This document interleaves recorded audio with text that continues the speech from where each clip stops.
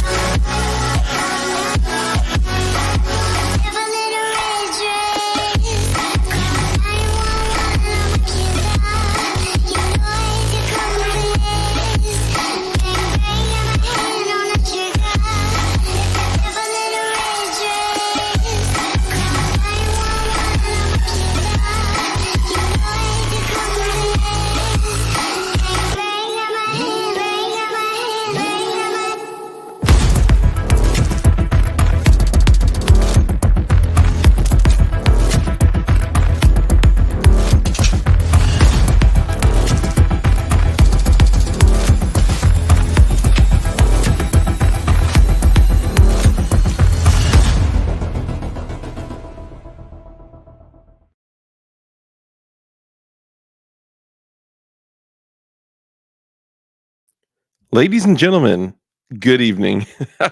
Okay, we got the first live stream of the year 2024. Guys, we made it to 2024. Like, how crazy is that?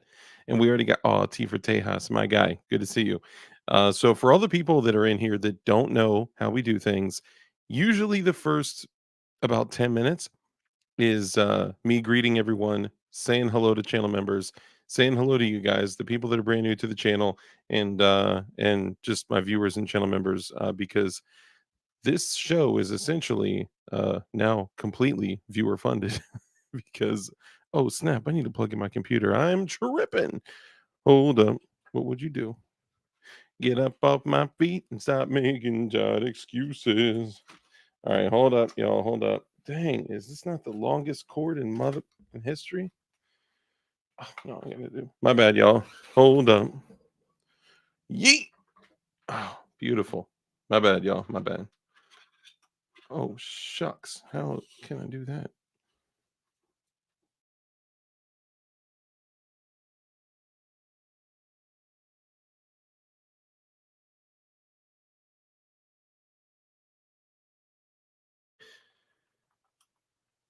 Call 911. I'm Aguila. Okay, mic check 1 2 1 2. Beautiful. Okay, my bad, y'all. So now we're about to get started. Welcome to 2024 with your boy DLD After Dark. We're about to get started now. Before we do, for all you guys, like I mentioned, usually the first 10 minutes or so is just us welcoming you. I mean, us welcoming each other. So let's go ahead and jump into it. So first, y'all, thank you so much for coming and joining us. It's great to be here. Uh, 2024 is gonna be dope, man. We got some big things, popping and little things stopping, I believe, a poet once said, and I'm excited to do it with y'all. So, by the way by the way, for the people that sent some stuff to the PO box, I didn't make it out there yet. I'm sorry, and, y'all did a great job in sending the stuff, and I still got my mailroom episode coming up, but, hang tight. One of the things I did wanna mention, though, is that this is the first Christmas card where somebody sent me a deck pick, and I just gotta show it to you guys. I gotta honor the power of the deck pick. Okay. So first off, this is a Christmas card. Okay. You open up the Christmas card and it says, "Have yourself a merry little Grinchmas. Merry Christmas, Dark. Love you, brother, Ron and Misty Wayne." And he drew a deck. Well, he drew a house and a deck and a tree. And he said, I may as well put a tree on the deck. It's a deck pick. So thank you for sending me your deck picks. And I appreciate you guys so much. Thank you. And, there's some other stuff that some other folks sent in, and, I'm gonna have to go to the PO box to get it. It's, like, the next town over, so it's just taking me a little bit to get to it, but I appreciate y'all and your patience. Let's go ahead and jump in. So let's see. Alright, now, first in chat tonight was Key ASC. Brother, congratulations. Appreciate you being first in chat, and you're due at least 1 high five, so congrats. Kiesi is also a channel member, so I appreciate you, brother. We got Fluffy Bunny Arsenal in the house. What's up, fam? Also another channel member. We got Blue Curtain Burner. What's up, brother? Also a channel member. Kurt 24, which y'all may not know, but he's like the behind the scenes producer. So appreciate you, man. You do a lot for the channel, and also like Jason, Shauna, and Sport Brand, and so many of you guys do so much for the channel, and I appreciate y'all so much. We got Tank Money in the building. What's up, brother? Also a channel member. We got Johnny Propane. What's up, fam? Also a channel member. It's so funny when we do this, when I go through, people like message, "How do I become a member? Can you select me?" And like, no, there's a button that says join, and that's it. And now you don't have to, right? We show love to everyone here, whether your name is green or black or blue or whatever. I'm just saying. Some people ask. So Live Life, what's up, brother? Alabama in the house. Appreciate you coming in. Also with Chinamemba. We got Red Dawn Readiness. What's up, brother? Appreciate you coming in as well. Let's see. Red Dawn, Kurt 24. Hey, Mike McClune, the goon. What's up, fam? Also with Chinamemba. Let's see. Live Life. Deplorable Bitter Clinger. Is it you? Is it you, Deplorable Bitter Clinger? Are you somebody that used to have a different name? Let me know, but great to see you nonetheless. Happy New Year, and Happy New Year to all y'all as well. Assume that as I call your name, I'm saying Happy New Year. Agarizer, what's up, brother? Also a Chanamemba. Appreciate you, my guy. Let's see. Agarizer, Red Dawn, Kurt 24. Hey, Toy Town Inc. Great to see you, bro. Great to see you. No ads for real? Okay. I guess that's how YouTube is doing it nowadays. Not my name. Call 911 Armadillo. Great to see you as well. Appreciate you, my guy. Also with Chinamemba. Kurt 24 Fire Rider. What's up, brother? Also with Chinamemba. We got Rusty Shackelford in the building. Also with Chinamemba. Appreciate you guys. JC9. Also with Chinamemba. And he says, Dark, machine guns are common use in Chicago. You know, they were also common use in Chicago before the NFA, right? So I don't think they actually care about what's right. It's about how they can mold their narrative and do what they want to get away with what they want, because we're just slaves and plebes, and that's they're going to do what they're going to do either way. But you're right, they are absolutely in common use. When you can go on Amazon and eBay and purchase airsoft switches, yeah, it's dangy. It's dangy. Let's see. Fire Rider, Kurt 24, Agarizer, Live Life, Joe Morris, my guy. Happy New Year. Great to see you. Mr. Gort, great to see you. Also with Chinamemba, Happy New Year. Live Life, Gord, Johnny Propane. I said what's up to Johnny Propane, right? Yeah, Happy New Year, brother. Good to see you. Agarizer, JC9, Gort, A, T for Tejas, bam. Member for 18 months. I appreciate you so much, man. Howdy, y'all. I just picture like a country mofo, like, howdy, y'all. Thanks for coming. Thanks for joining us. More Beta Prince. What's up, fam? And you know what? More Beta Prince. I forgot to get back with you, bro. I've been so bad about my DMs and Instagram and all that, but it's been, an interesting time. We got the holidays, and things have just been kind of crazy. But whew, yeah, but I appreciate y'all, man. Thank you so much. Just be patient. I'll get back with y'all. Testing, 1, 2, 3. What's up, brother? Also, a channel member. It says, "Good evening, gentlemen. Appreciate you coming in." Eagle Run 2, 3, y'all. If you guys do not subscribe to Eagle Run 2, 3, you need to. You need to. It is imperative. If you like firearms building and super dope projects, like shit that you like don't even know for real existed, you'll see it on Eagle Run 2, 3. And he's just like, yeah, it's a company lives by me, and I just, have like 12 of them. Like, what? So yeah, check out Eagle Run 2, 3. He's the man. Zanti, bro, good to see you. Appreciate you coming in as well. Also with Chenamemba, more beta prints, not my name. Chenamemba making a new firework now. Beach pigeon. What? Okay, give me the overall idea of what a beach pigeon is, because sounds dirty. Did y'all hear about that dude, probably like 6 months ago, who, was on the boardwalk in New Jersey? I think it was Ocean City, New Jersey, and a pigeon, or no, a pigeon, I'm tripping. A seagull, a seagull flew up and like stole his funnel cake. So he pulled out a Glock and he shot it, or at least shot at it on the boardwalk. Like, you're not even allowed to have alcohol on the boardwalk. So the fact that that dude was that based, like, I love that. He's like, "Yo, you ain't taking my funnel cake. That shit was $7.50." That shit's hilarious. Let's see. Gord, Agorizer, testing, 1, 2, 3. Rusty Shackelford, Zanti Misfit, JC9, Fire Rider, all you guys. Appreciate you all coming. Hey, Jeff Cron, what's up, brother? Good to see you. Appreciate you coming. Also, a Chena member, Key ASC. We know he was first, and he's a Chena member. Appreciate you. A80XR 920, and yes, I still got actually that's a Gen 5 Glock MOS, but I got my XR 920 C right down there, the combat joint, which is basically a Shadow Systems 19X. I got the TLR7 Alpha on it, and Holosun, and I don't know. I'm kind of feeling like I got a an RMR from Integrity Firearms a little while ago, and I'm like, I kind of want to take the RMR off the Gen 5 MOS, put it on the Shadow Systems, and then put the Holosun on the Gen 5 MOS, the one with the gray frame and the chromish slide. I don't know. What do y'all think? Is the Shadow Systems RMR worthy, or should I stick with the Holosun? Let me know. What do y'all think? Bro, they say that the Shadow Systems, the Holosun can take up to like 8,000 G's of force before it knocks the red dot off. Um, Whatchamacallit, off zero. Like, that's insane. And that's a bold claim. That's all I'm saying. It's a big deal that they put that in writing. Tim Hoppa, what's up, fam? Good to see you. Also with Chinamemba. Happy New Year to you, my guy. Kurt 24, Jeff Cron, ADXR 920. DLD After Dark. Come fix the ice cream machine at my local McDonald's. Good luck with that, dog. I have been McFlurry free for over a year. I've had one McFlurry, shared it with my daughter. Come on, give me a break. All right. Um, I did used to have a different name. That's what's up, man. Appreciate you. I was totally joking. I didn't remember you by your picture or anything. I just, you know, I saw the name, but I was like, they're a channel member though. So they must have been here for a minute. So I appreciate you nonetheless. Thanks for hanging out. Jeff Cron, Sport Brand, my guy. Great to see you. Bows deeply.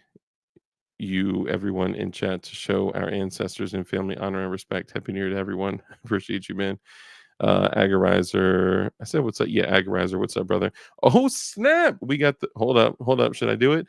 I know it's cheesy. Bill Campuris, a new Chanamemba. Bro, I appreciate you joining. Everyone, welcome, Bill, to Senor William, to the Rip Dango. What's up, brother? Please, everyone, welcome Bill to the Kim Light Club. I appreciate you. Red Dawn Readiness, Key ASC. What's up, bro? Rip Dango, great to see you, bro. Appreciate you coming in and hanging out. Happy New Year as well. Sport Brand Agorizer, CNT Designs and Arms. What's up, fam? Also with Chenamemba. And also check out his channel too. My guy is killing it, doing all the shit that we don't want to when it comes to monitoring the ATF and, Senate hearings and congressional, the shit that you don't want to watch. He does. He live streams it, sums it up, and it's cool. It's cool. So I appreciate you. It's cool. Kurt 24, CNT, see Jeff Kron, Sport Brand, JC9, Airsoft switches. Gets no, don't do that. Don't do that. Gore Red Dawn CNT. Agorizer. Okay, so as I get to the bottom here, hey, my guy Goonbeam. You know we sold out of the blue beam Goon beams. This is a traditional white LED. I believe one blue Goon beam was saved for your boy. I think we have the other ones coming out. I think we sold out like that night or within like 12 hours of putting them out there. I think all the blue Goon beams were sold as far as the indestructible EDC one, but I believe that we're going to be seeing some more come out. Goonbeam, touch on that. Let me know if I'm cheap. And Jeff Kron, CNT Designs and Arms. Also, of course, Goonbeam is a channel member. I appreciate you, brother. New Jersey is dirty. New Jersey's not dirty. New Jersey's absolutely disgusting in every way. It's terrible. All right, Zanti Misfit, CNT Designs and Arms, Goonbeam, Kurt 24, Goonbeam. So as we go through and do this here, let's see, more beta prints, Goonbeam, enjoying the nice weather. Yeah, dude, it's like literally freezing out here. Holosun, you want me to keep the Holosun on the Shadow Systems? What, bro? I don't know. I don't know. Yeah, man, the Holosun is a truck. It is. It is allegedly. Oh man, you're great. But bro, I don't know of another pistol optic that is as rugged as the RMR. It's just impossible. And I'm saying it may exist, right? But I don't know. I don't know. Damn, Jeff Cron, member for 24 months. Happy New Year. I appreciate you, brother. Thank you for your support. 2 years of support. This channel's been in existence for, oh, hold up. Did my channel just turn 3? Yo, my channel just turned 3. I totally missed it. I that's what YouTube was talking about in my it says happy birthday to your channel, but I thought they were talking about my birthday because my birthday is this week. So I was like, dang. Okay. Well, either way, my channel just turned 3. So there you go. And so far we're at like 4,300 subscribers, something like that. I don't know. Who's counting anyway? I just appreciate you guys, man. Like the for us to be able to come in and have interactions and chill and talk and I mean that's what's up, man. I'm here for y'all. Dark should try PWS Mark 116 M2 in green. Is that a light or what is that? CNT Designs and Arms. Member for 22 months, man. Y'all are killing me with the love here. Sup, perps? Happy New Year. Appreciate you, man. Happy New Year, my guy. ADXR920, 20 months. Happy New Year, everyone. Appreciate you, man. You guys are awesome. Let's see, JC9, Barton Fink, my guy, also a channel member. I appreciate you. Mercy Shackelford with the Happy New Year. Kurt24, Agorizer, not my name. And as we do this, let's come around. Jeff Cron, JC9, DB Koopa. Great to see you, bro. You should see there's another one that's African American Scout Survival. I don't know why he'll do this to this man. Leave him alone. Please, dear God, leave him alone. And then we're going to come back and do honorable mentions in a second. But, you know, this is something that I always do on the Uncensored podcast on Mondays, 10 p.m. on Rumble. I'm just saying.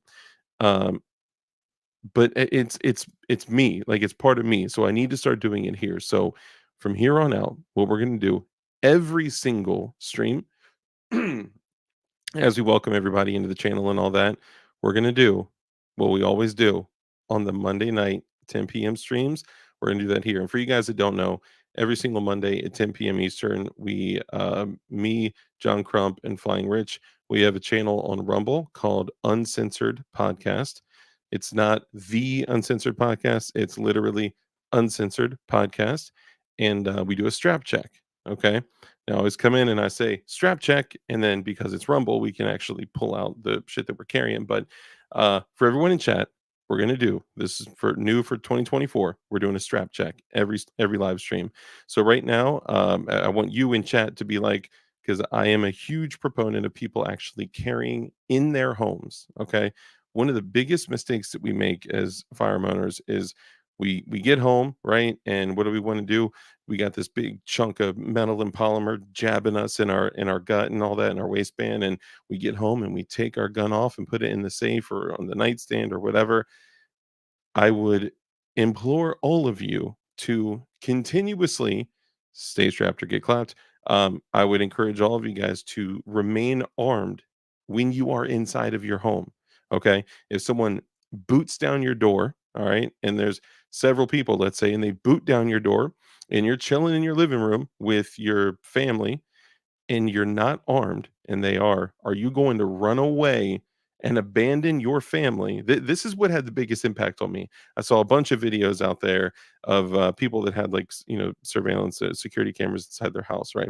And they were chilling watching TV, and they actually were reported to have like firearms in the home, but they weren't armed at the time, and they had to make the decision of, do I run away from my family and the bad guys to arm myself, leaving my family? Is DLD, is Dark gonna leave my wife and daughter with a bunch of bad guys with guns and shit so I can arm myself to come back and fight? Like, no, it's not gonna go down like that. So stay strapped at home. So right now we're doing a strap check. I would encourage all of you guys to do that. If you're not strapped right now, but well, I'm pretty close to one. Well, are you always close to one? Right? Like, I'm just saying it's not worth not having one on your person. I literally sleep with the shit in my waistband. I know it's a little too excessive. Dark, why are you so excessive? Either do it or don't. All right. That's all I'm saying. The only time I'm not strapped, like on body carry, is when I'm in the shower. And I got some tricks up my sleeve in the shower. That's all I'm going to say. All right.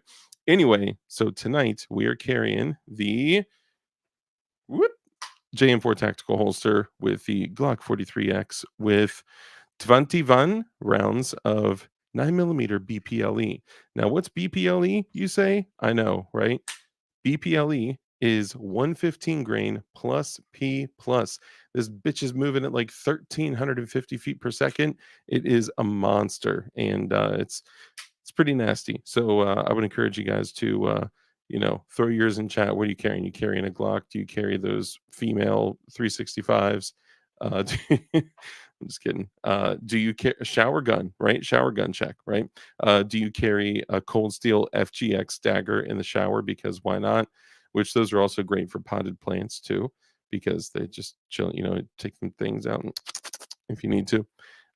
Maybe I'll even start. We'll do some giveaways, and maybe I'll even give some shit like that away.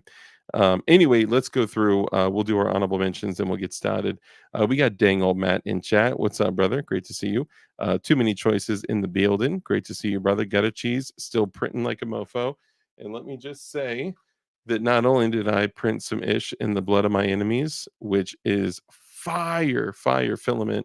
This is actually the fire neutron Nick 43X frame. I'm a ceramic man myself, okay? And I wanted to do for real, doggy. Where did the LBRS go? I don't know where. What? How did it just disappear? Is it near the tracers? Is it near the Strike Industries slide? Ah, here it is. It's near the DLD jig that can be found at DLD Hardware. Anyway, let me put this in here just so I don't lose that. Okay. So anyway, I'm a ceramic kind of guy, and this is a white ceramic Mav 9X. This is a swoop 19X. And bro, the Prince is clean. The Prince is clean, doggy. Prince is clean. That's all I'm saying. I've been a printing fool, man. Another 43X frame, but in white ceramic. I was gonna say plus P plus in PLA plus. Love it, love it. Joe Morris, my guy. What's up, fam? T for Tejas, my brother. Great to see you. Let's see. T for Tejas. Where are my honorable mentions at? We got too many choices. We got dang old Matt. Hey, the 2A boys, which we're actually working on having a show with the 2A boys here. So we're working on that. All right, let me go back here. Okay, so hold on. So, hey, Bugaloo, great to see you, brother. Great to see you. P38 Wilberto.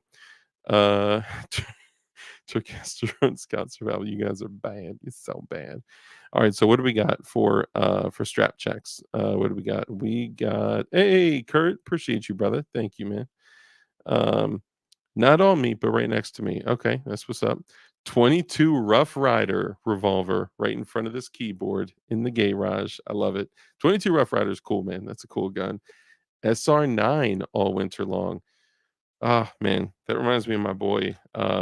His first like nice semi-auto was a Ruger SR9 with the stainless slide, and man, he loved it so much, dude. Like that was his. He loved Rugers, and he had some cheap used Rugers like the P95 and stuff like that, but they were old and beat up and whatnot. And his first like new 9 mil that he carried was the SR9. Prior to that, he had like some beat up Tauruses and Rugers, but he was the dude that passed away about a year ago. And that was my boy. It's my boy Blue. Yeah, RIP, my guy. Um, Still my 19 size, compact size P80, sitting right here. That's what's up. Hell yeah. I'll tell you what, man. I got one of the tuck holsters that's being made right now. If you're out there, Black Diamond Guns and Gear, appreciate you, bro. Right now, I am looking at a P80 and Glock compatible tuck holster that is going to be, the retention is going to be based on the light, so I could literally carry, excuse me, a polymer 80 compact or an OEM Glock frame, compact, inside the waistband, but it's the tuck holster, so it carries it. Goodness, excuse me, it carries it super, super low. So I'm pumped about that. Can't wait for that. Let's see what other strap checks we got. 43X with a Swamp Fox. Okay. And state muted 10 round mag. Oh man, that sucks. These uh 10 round magazines are lifesavers, bro. 21. Uh the Shield S15 with a +5. That's rocking that 21. 21. Love it, love it. Always at arm's reach. That's what's up. Hellcat Pro with an RMRCC. Okay. Dang, bro, your optic is almost the same price as your handgun. That's what's up though, man. That's a good setup. A lot of people love the Hellcat. My brother got a Hellcat, and I mean, I'm surprised. He's usually a Glock dude, and I was thinking like, yeah, he may go for like a 365 or something like that. But had I not gotten a 43X for literally $350 cash at the time, this private transactions were still lawful in Virginia. To me, they still are, if you know what I mean. Anyway, sorry. Whoops. Did I say that? Just kidding. Welcome to the comedy channel where we joke about everything. Um, didn't Sorry, what? Oh, so around that time, there was the SIG 365s all got recalled. So, people were saying, of course, they were just like small issues, but people were like, they're blowing up. There are all these problems left and right, and blah blah blah. And I ended up getting a 43X for $350, but that was right when like the micro compact 9 mils were like starting to blow up. And who knows if I came across an affordable deal or an economically enticing deal for a 365, I could have gone down that road at that time. So I make fun of people. I bust their chops about stuff like, oh, you carry a Springfield or you carry a SIG or whatever. But dude, carry what love, and trust, right? So if you love your 365, carry that shit. If you love your Hellcat, carry that shit. As long as you trust it, it's reliable, but really put it through the test and put it to the test through the test. Put it through the ringer, put it to the test, and do so with the rounds that you intend to carry as well. Yes, it is an investment, but damn if that is not going to be worth it you know, if you ever need to cash in that check for that return on that investment, you know what I mean? All right, sorry, let me get back up here. I have a loaded gun hidden in every room of my house. Toilet and shower guns are real. Absolutely. That's where it came from, right? You know how easy it is to make a shower compatible firearm container? You can literally hang it up around the head of your shower. It's pretty simple. You can go get a like 10 to $12 little one of those little plastic containers at Walmart that have the O-rings in there, right? Put whatever firearm fits in there depending on what size you get, close it up, paracord around that thing, put it around the shower, boom. Now if you need to prevent other people in your household from accessing it, then, maybe a different story. But yo, the Stopbox Pro 2, yo, I'm actually pretty impressed with that. I don't believe that it is waterproof, but damn, if they could make a Stopbox Pro that could fit in the shower that was waterproof, bruh, yeah, I would rock that thing all day, baby. What else we get? Never take my gun off. I'm taking a shit right now with my strap next to me. Yes, it adds extra steps to going to the bathroom, to, fucking your wife, and to, whatever. But you know what? It is so worth it, because I'm telling you, if there ever is a moment you need to cash that check, holy shit, would it be the most important one you've ever had? You know what I'm saying? Like, it's no joke. All right, let me catch up here. My bad. Glock 23, of course. So I saw your short on this. I've been slacking, so I don't know if I liked it and commented and stuff. I tried to, TMC, I tried to. Glock 23 with a 357 SIG barrel, 15 rounds of 125 grain HST, Holosun 507C, and Streamlight TLR7 Alpha. Big boy sitting next to that. Hell yeah. That's what's up, man. Good for you. Let's see. I'm seeing what. Um, why? What? Why does Joe Morris tips hat? Howdy, partner. Why does Eminem dress like a lesbian? What? Where did that shit come from? Glock 23, 37. We, all right, we read that. Ooh, Red Dawn Readiness. I had no idea. X Macro with Icarus Precision Grip with Holosun 507K and TLR7 sub. That's fancy. That's so fancy. That's what's up. Question. Brother, how's it going? Sorry, I'm looking through here. I'm trying to see what other strap checks are in here.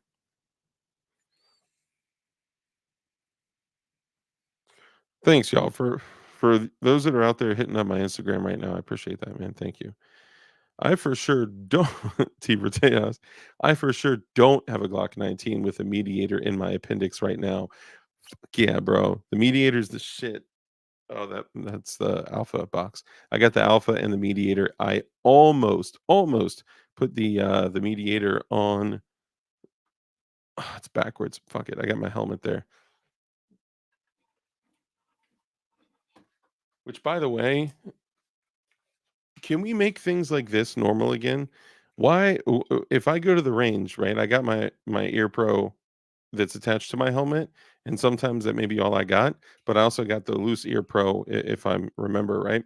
But like, why do people give me weird looks when they see the Tyrant Killer patch? I don't get it. I would assume that like that's our duty. We were talking about this in the Tactical Turkey stream. Put that there. We were talking about this shit in the Tactical Turkey stream, like why the elites get away with what they do, and it's because there are no checks and balances. Because the checks and balances on the elites are us, the general public. It is our job to keep them in check. Whew, I don't want to inspire the wrong thing here, so I'm gonna stop down that line of questioning here. Let's see. Shower gun, check. Hell yeah. Dark, a good option for binos is Jerry 31 night vision. Jerry 31 night vision. I'm not hip. Put me on. 15 plus one. Forgot the chamber. It's all right. You're due plus one.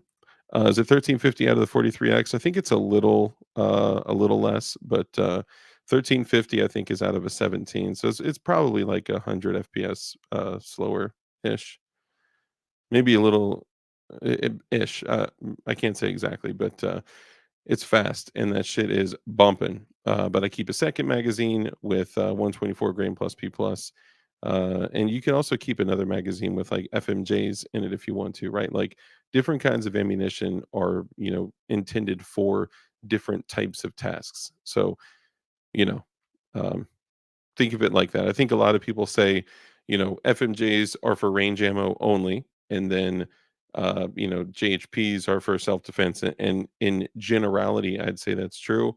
But look, I don't stack thousands and thousands and thousands of rounds of JHPs.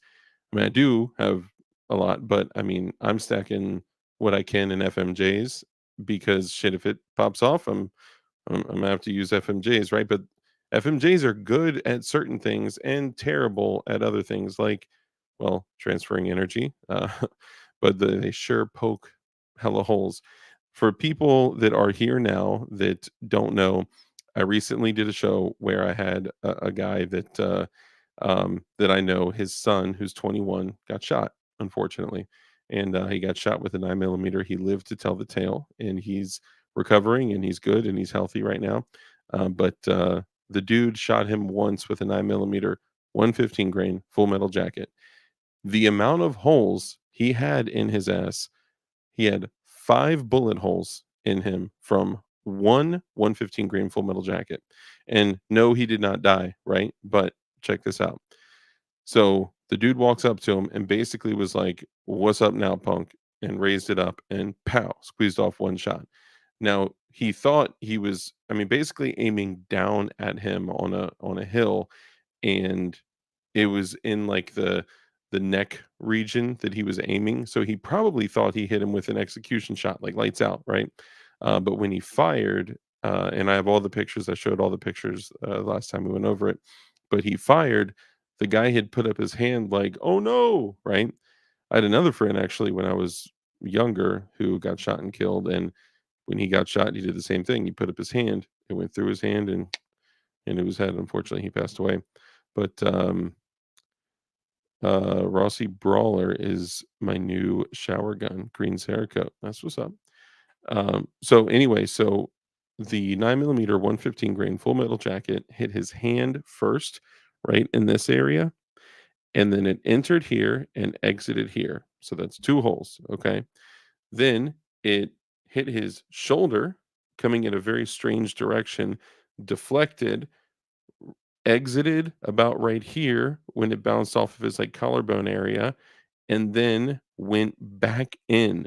Okay, so he had 1, 2, 3, 4, 5 holes from 1 projectile. Like, that is some JFK-ish right there. It's incredible that, he made it, and the bullet was literally just sitting in the X-ray, like, blew a hole through his esophagus, and it was crazy, but he's okay. He, within a day, was talking and, healing, and I don't know if they're gonna get it out or if they're gonna go back in, for surgery, or if they're planning on, like, if they know his body is gonna push it out, like, I don't know. I know nothing else, but I'll tell you what, I will get I'll do a follow-up and get some more info and let you guys know. So Bill says, by the way, Bill, welcome to the Kimlight Club. I appreciate you. JM4 G19 with Holosun 507CX2. Hell yeah, that's what's up. Let's see. Me too. Forgot the X macro with a 20 round mag, 17 mag, and Springer Precision +3. Okay. I got a P80 9 millimeter shower gun. That's what's up. Gort, great to see you.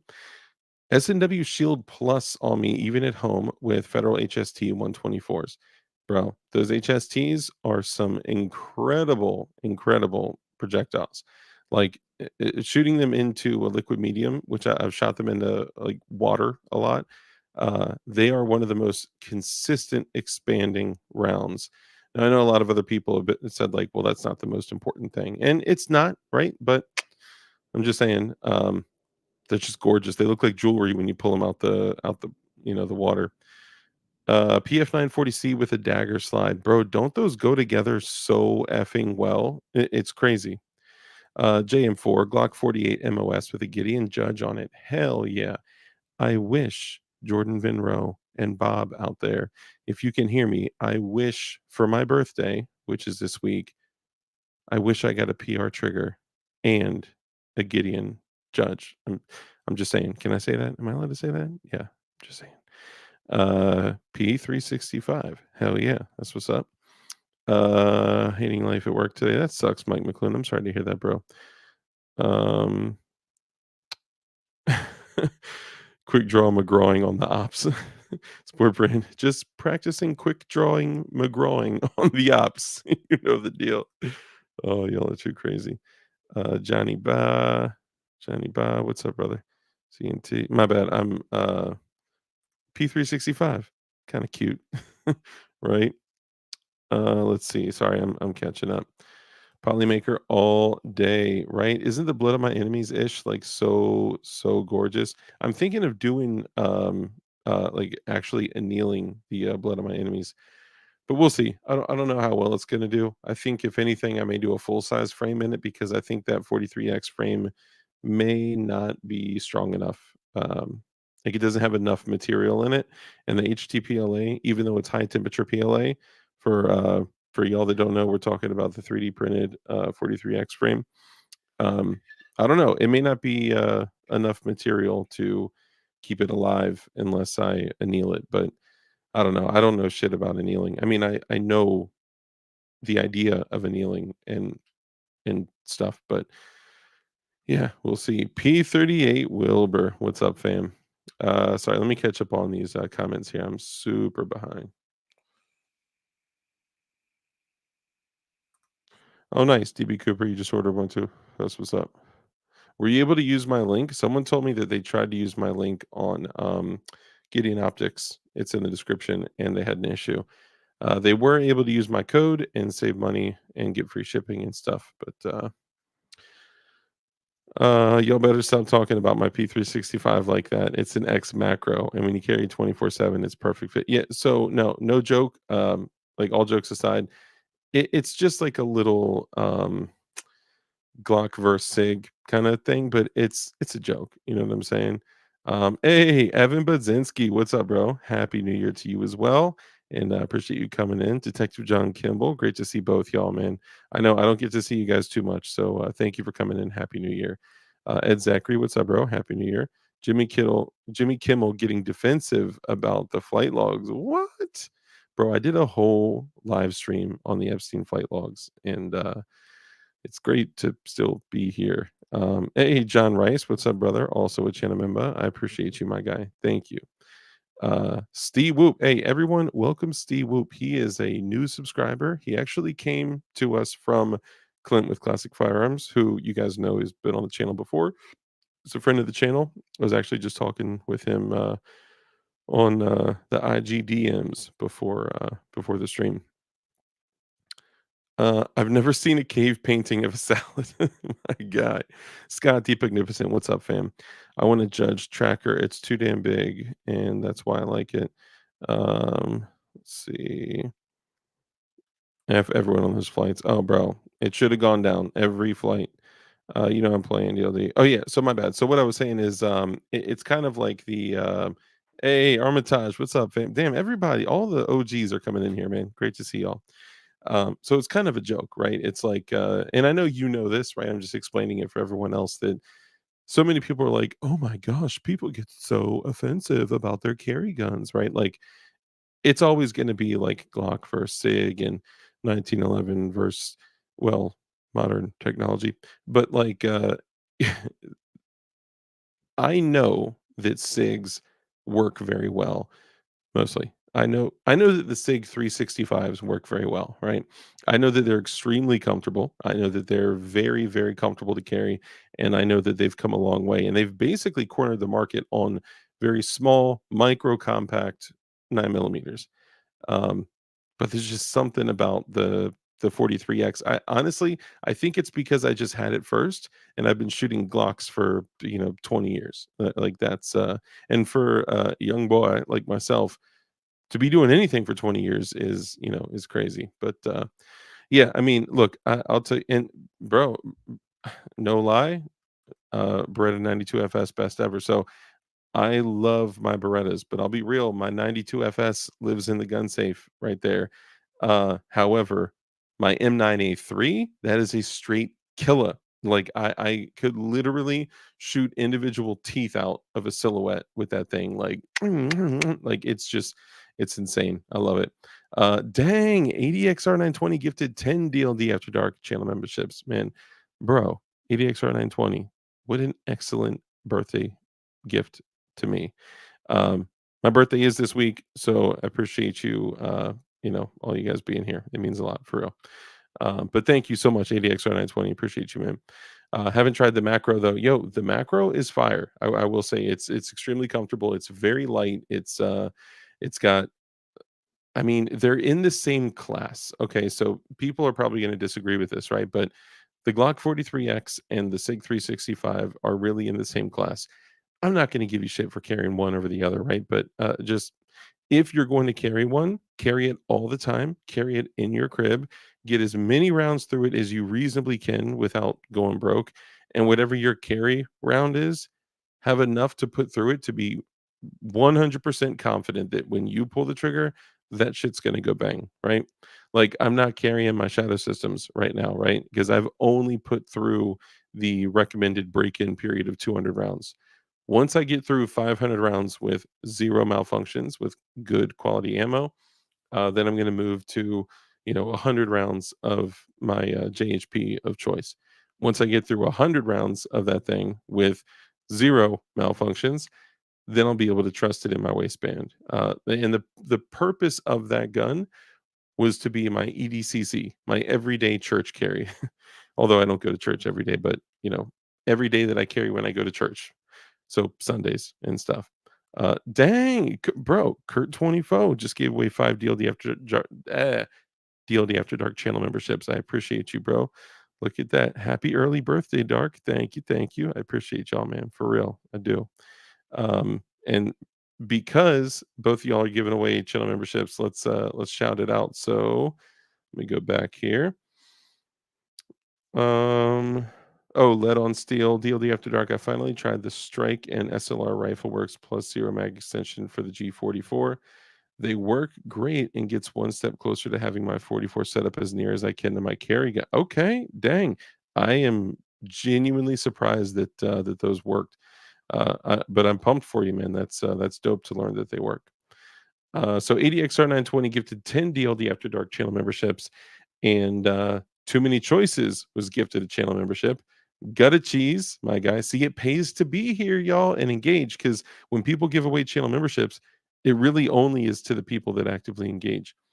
Scott D. Pugnificent got a membership. Ed Zachary got a membership. S. Armitage, Mentos is still here. I love it. Johnny Barr and Slide Bite all got one from ADXR 920. Appreciate you. And Kurt 20 gifted 5 DLD After Dark channel memberships. Brother, I appreciate you, man. Let's see. Lead on Steel was gifted a membership. Chamber Defense, Senor Bob, Detective John Kimball, and Tex Bullington. Look at that, man. I love it. I love it. Thank you. Happy early birthday. Thank you, brother. I appreciate you, man. You guys are awesome. So let me go. Everyone is welcome. There you go, Kurt 24. Hell yeah. I appreciate you guys. Chamber Defense. Nice. Yeah, the other dope thing is when you so Evan Budzinski, if you go into where you super chat and you click allow gifts, when people give away channel memberships, um it enters you in to have gifts sent to you, so someone could buy you a channel membership. And there's just some it's easier to see someone's name that has a channel membership because their name is big bright green on my side. I think it is for y'all too. Also, you can use like dope emojis and stuff like that. And I try to do other things for channel memberships too that I initially had a different idea of what I was going to do, but most of the shit I thought of, like I do events and I let people know about the events if some of them want to come. Like we did Oaks Gun Show, we did XCal, we did, whatever, stuff like that. I'll let y'all know. But I mean, it's not like any massive advantage other than getting the recognition and having basically first dibs on chat and stuff like that. But yeah, Walther PDP is a good church gun. Hell, you dude, a Walther PDP. A lot of people are starting to carry those, man, and starting to. You know what I mean? A lot of people are carrying those. Take my name, Lit on Steel. Hell yeah. Let me see. Hey, Adam Bomb, bro, where you been at, dog? It's not a Duma. Great to see y'all. Great to see y'all. Okay, Fluffy Bunny. Oh, and yes, member deck picks. You do get deck picks. And for the people that were here, because there's like almost 80 people in here, Ron Wayne and Misty Wayne literally sent me a deck pick. So I appreciate y'all for that. DR920 is my church gun. Nice, man. Dude, I have been wanting. Okay, so this we'll get back to the shadow systems, then we'll talk about some other stuff in a moment. So a couple things. So one, um, I have been wanting to get a Shadow Systems for a very long time. Now, I originally wanted a DR920p, which is the compensated 17 size Shadow Systems. I went to the range, right? Hang on, I need some nicotine, y'all. Actually, this thing is like jet powered. This will be better. Hang on. Woo! There we go. Thank you. Okay, so I went to the range, and my gun belt and my kit is you know what? It's right there. Hold on, I'll show you.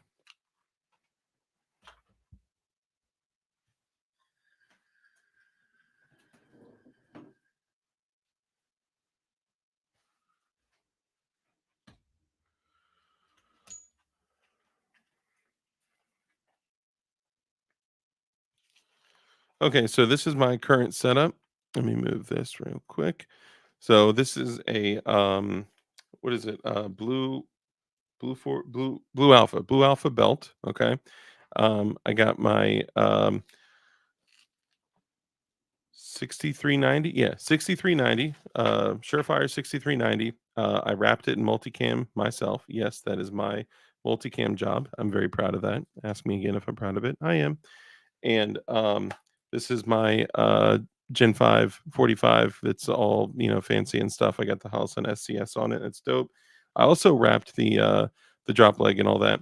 Now I also have I'll go through what I have on it, and I'll talk about why I was talking about this with Shadow Systems in the first place.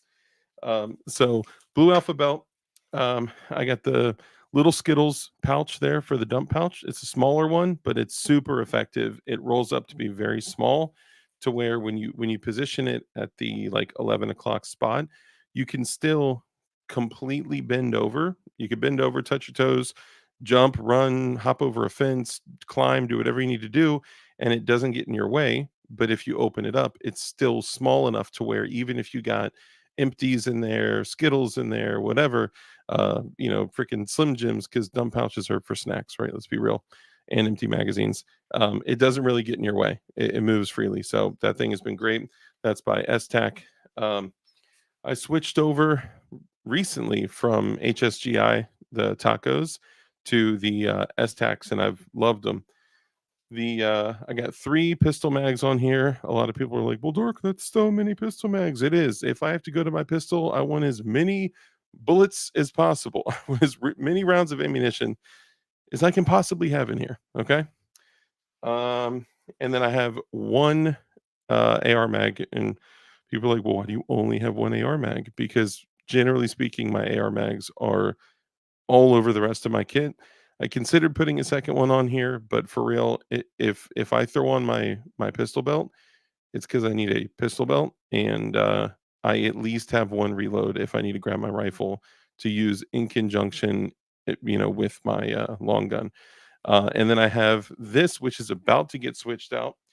This is my current bleeder, IFAK, whatever you want to call it. Um, we can go through what's in the medical pack if you want. We've done like a whole episode on that before, but it's still, if that would be helpful to y'all, let me know. This is the STAC horizontal tourniquet holder, which I actually like a lot. And then this is the K-Bar TDI, the large TDI. So it's an angled blade. It's angled to kind of be similar to a karambit. And I also wrapped that in multicam because, why not? I had some left over. And shout out to Ghostman Tactical.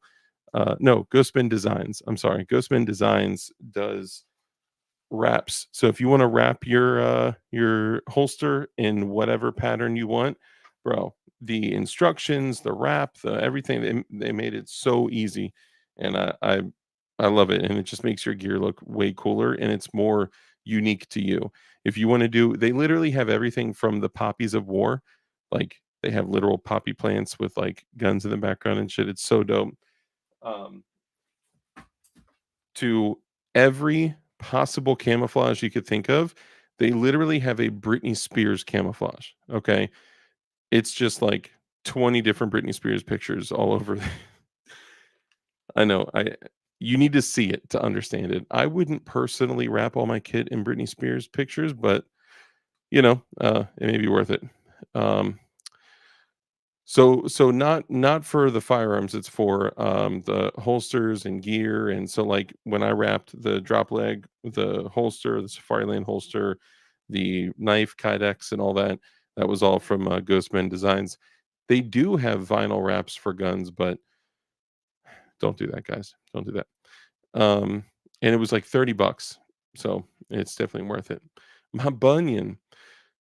Dark, my pouch setup is similar, 3 pistol, 1 rifle. The front most pistol mag is, 40 degrees tilted in the front, faster, and doesn't hit my gut as much. So, a lot of people do that, and you can change the direction or angle depending on your kit and what selection, you make for pouches. You can slightly change, it's called a waterfall, where you change the direction of your magazines, as you get closer to your gut so you don't bump them as much. Um, some people, they'll turn their magazine like damn near sideways, right? To like you know, uh 2 o'clock to 2:30 position, but then they'll throw like a 21 round PMag or a Glock PMag or a 24 round OEM Glock mag in there or something like that. You can get away with a lot more when you have those different angles, and then you just change the angle to going back to straight as you get to the side. But there's still so much more room on my belt, and I have a lot of shit on that belt because the rear of the belt is the medical. Right now my medical pouch is large, and it's kind of starting to get into the way. The more and more that I train and go to training events and like really put my gear to the test, I'm like, dude, I keep bumping into shit. I'm feeling it more when I sit down. Like when you wear gear for 8, 10, 12 hours, 16 hours, like you really get to learn what works and what doesn't. So I am switching to a Blue Alpha micro medical kit. And even though I have a lot of shit in my medical kit, I'm going to strip down to basically the bare essentials and 2 tourniquets, and that's it. So instead of running, doubling and tripling up on like everything and cramming it into one pouch that makes it, painful for me to sit down, um, I figure if I'm throwing on my gun belt, I'm probably not gonna be sitting and chilling, right? Like, think of this though. So if I throw this on, look how big that pouch is, right? Like, it is a big, thick pouch. So when I throw this on, damn, look at the mud on the tourniquet right there. Whatever. This is a big ass pouch and it gets in the way. My old pouch would actually slide up and down on the straps. Like if you sat down, it would slide up like 6 to 8 inches, and then when you stand up, it would slide down. But because like after a while, the straps kind of get a little worn out and they don't do it as well. So plus the retention in that, it was a 511 bleeder pouch, and it just wasn't, yeah, it just wasn't worth it. Um, After a while, it stopped moving as freely. Any kind of Cordura or whatever, it starts to kind of get worn over time. So, but anyway, so the whole point to me saying this is, so on that holster, it's the Safariland 6390. I got a bunch of different Safariland holsters for different setups. That's my general go-to. Now, originally, I was gonna get a, Shadow Systems, DR920P, which is the 17 size Shadow Systems with a compensator built in that brings it to about the size of a 34.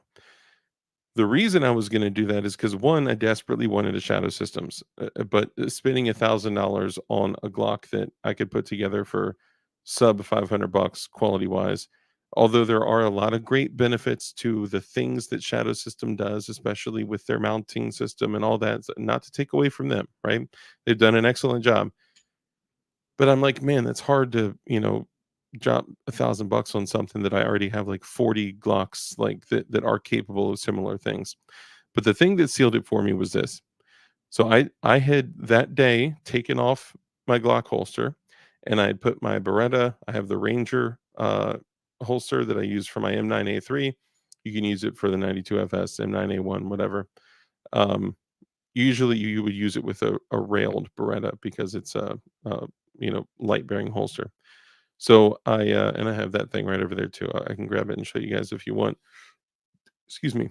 But what happened was I threw my Beretta in there, and I'm just at the range and I'm just shooting it like 10 yards, something like that. And with a Beretta, I am like stupid accurate. Like with a Glock, I can put some holes in shit, but with that Beretta, it is like precision. I mean, it is like a scalpel and or a laser versus like a carpet bomb, right? Like I'm gonna hit shit with a Glock. Don't get it twisted. Like I'll crack a silhouette at 100 yards with a Glock, no problem.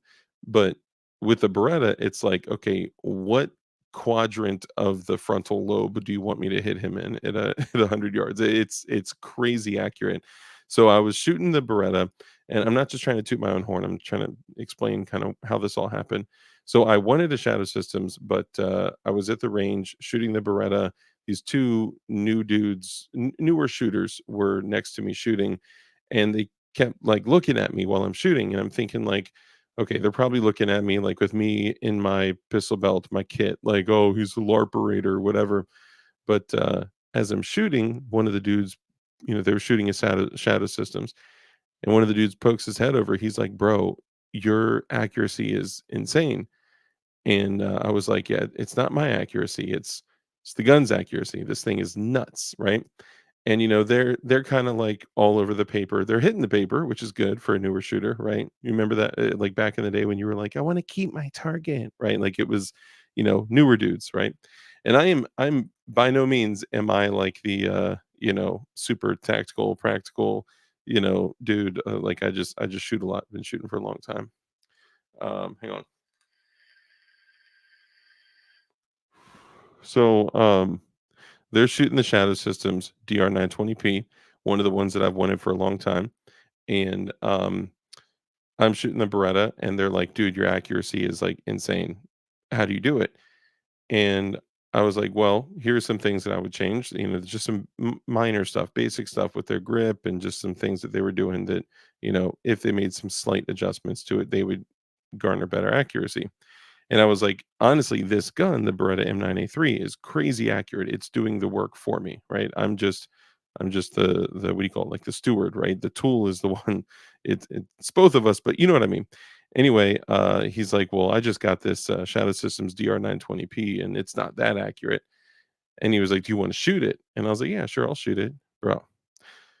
I take this DR920p. I load up like I don't know 5 to 8 rounds, something like that, and I shoot this effing target, and I swear to goodness, this thing is like round falls, and like I was aiming for like the left shoulder, like just a random spot on the target that hadn't been hit yet. And I'm like, I'm gonna try to put them all like bullet chase, right? Like shoot one and then shoot the other one, like continuously trying to touch the rounds. Shoot another one right next to it. Literally, the holes are touching, right? Shoot another one. It's like a triangle, like they're all touching, and then I run through the 5 to 8 rounds that I put in there, and it's like this freaking just little knot of like 8 rounds in one place, and I was like, "Okay, I need one of those." Now the DR920p has a front sight that is actually mounted inside of the comp, so it's kinda unique in the way, of course, it's a longer barrel, it's a 17, it's more real estate on the grip, with the traditionally with a 17 you're going to have more of a longer sight radius and some other things that are going to give you inherent benefits anyway, but they increase that sight radius by putting the front sight on the compensator, so it's giving you a little bit more of an even longer sight radius. I don't know, it was just an extremely pleasing uh, experience. So I literally left there saying I'm going to get a Shadow Systems. And at that time, I couldn't confirm if the DR920p would fit in a Glock 34 Safariland holster. If anyone out there knows, like with certainty, that 8.5 300 black. Oh, hold on. I thought that you were talking about 8.6 blackout for a second. Sorry. I'll come back to it. Um, yeah, don't get it twisted. I do have a 92 FS and I do like it, right? Like I like it. The M9A3 is just insane though. It's nuts. Like you remember when you would get a 92 FS and like upgrade it to a Wilson combat trigger and change the springs and do all this shit, It feels like that out of the box. Then when you wear it in, it just improves in every single category. The M9A3 is one of the best, like, factory guns, in my opinion, for that. Well, everyone's gonna have different opinions too. Like, you can go pick up a SIG Elite 226 and, be in the same category, about $1,000, or less, obviously. You can get them for less too. And stupid accurate, right? And the 92 FS, you got 15 round magazines. With these M9A3s, you got 17 round mags, 18 round mags, and they're all compatible. You could put an 18 round M9A4 mag in a 92 FS, but anyway, Shadow 2, John Kimball's on that CZ train.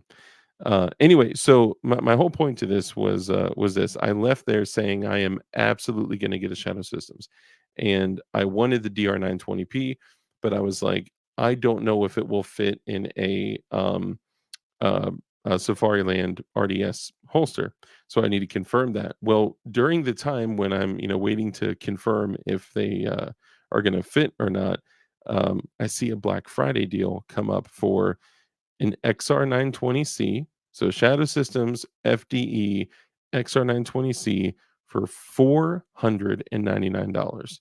And people are sharing it around the internet left and right. It's blowing up. I keep getting messages from like this person, I got one, this person, I got one, this person, I'm like, I just need to buy it.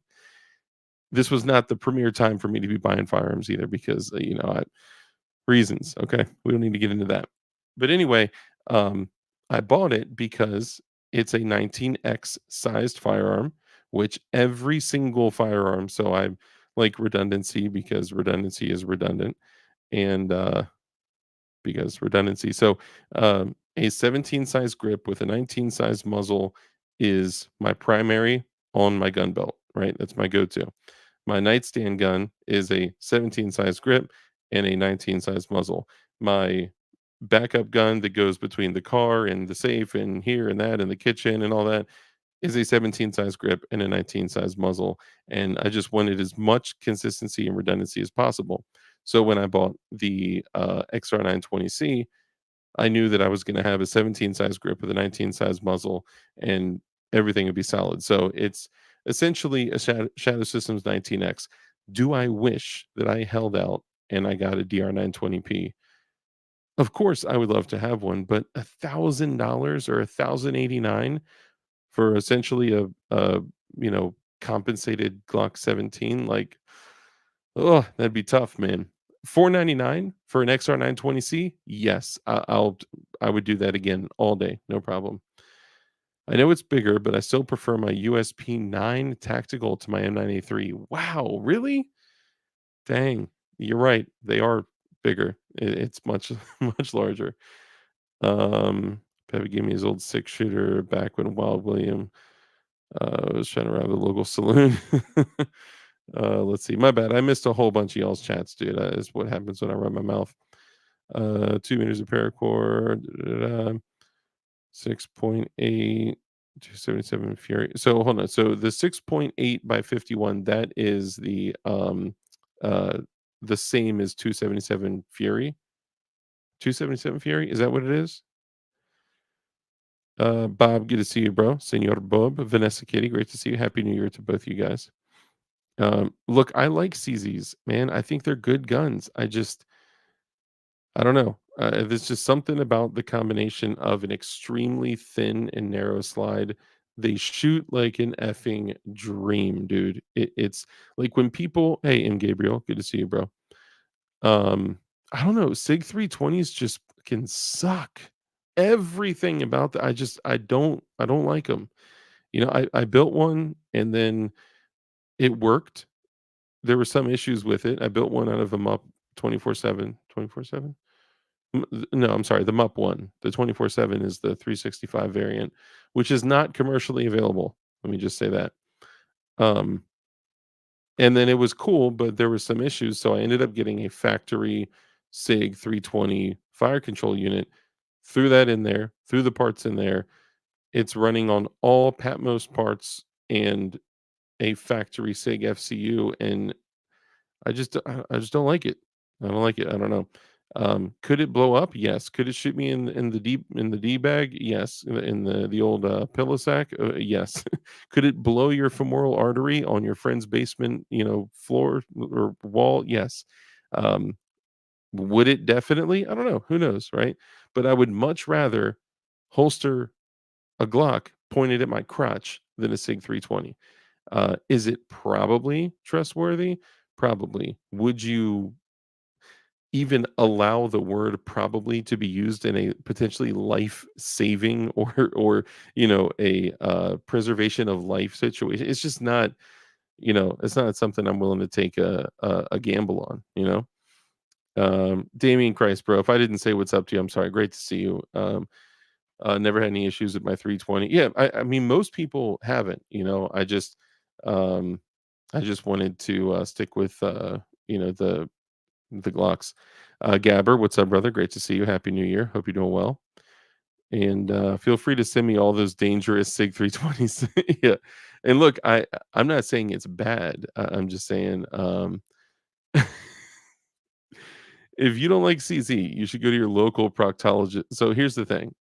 It's not that I don't like them, it's that I just couldn't personally see myself carrying one.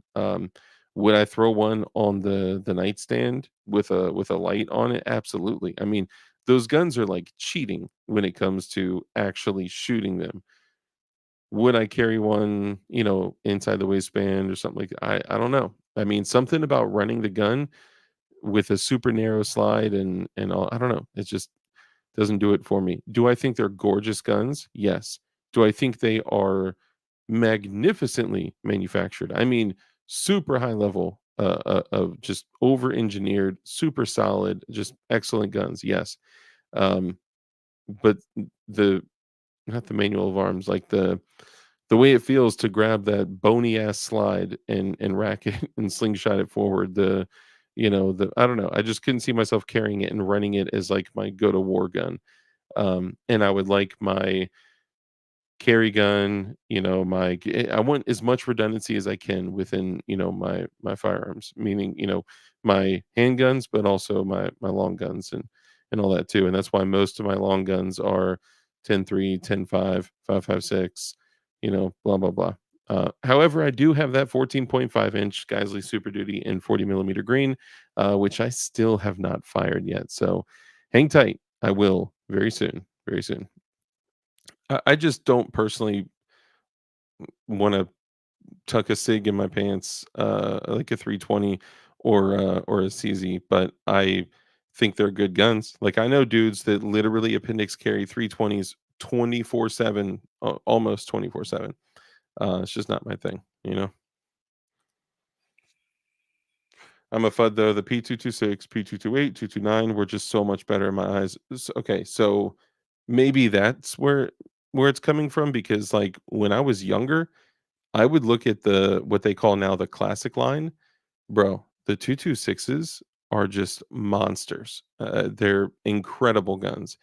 And maybe it's because I'm looking at a SIG like here's what you came out with, in the past, and here's what I'm seeing. And I don't know.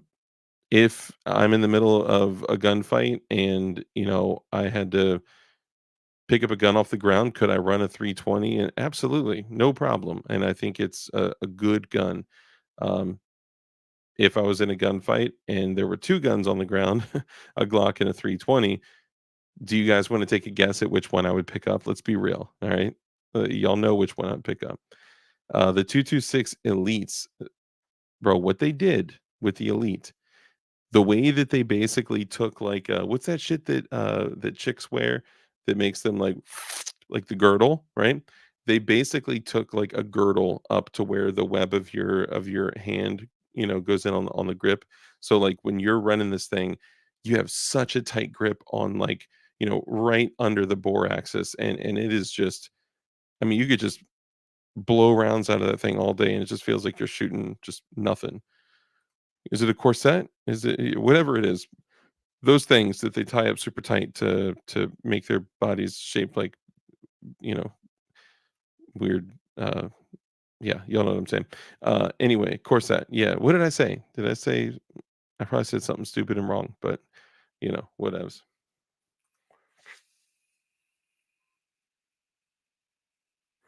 Damn, that's what's up. That's fire. Just finished the 226 grip with a 229 slide, so it's essentially a 19x Sig classic line 19x. That's what's up. Girdle. Yeah, I don't know if close enough. You said strap on.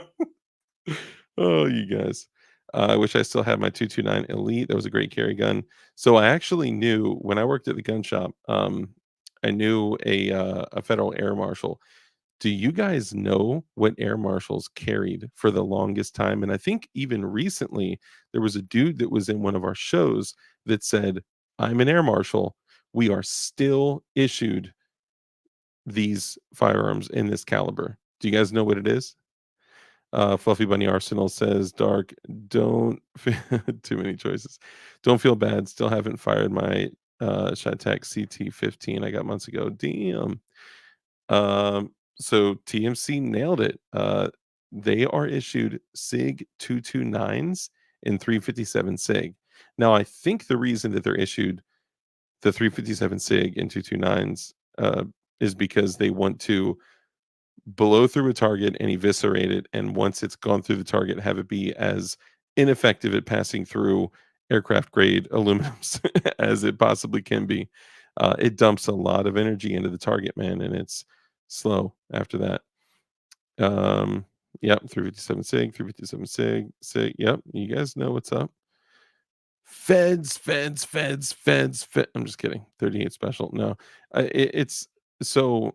Um, I bought a 357 SIG when it was like popular, right? And for a long time, I was a 40 dude. I'm sorry, guys. I'm sorry. I know I always call out 40 cals. I always talk shit about 40s, and I am personally not a fan. However, just the other day, I was on the phone with Flying Rich, and I sent him a screenshot. I got an email from a company that all of us know and love, and they said we have Gen 3 Leo like LE trade-ins, Glock 22 40 cals for $269. Great condition, some never fired.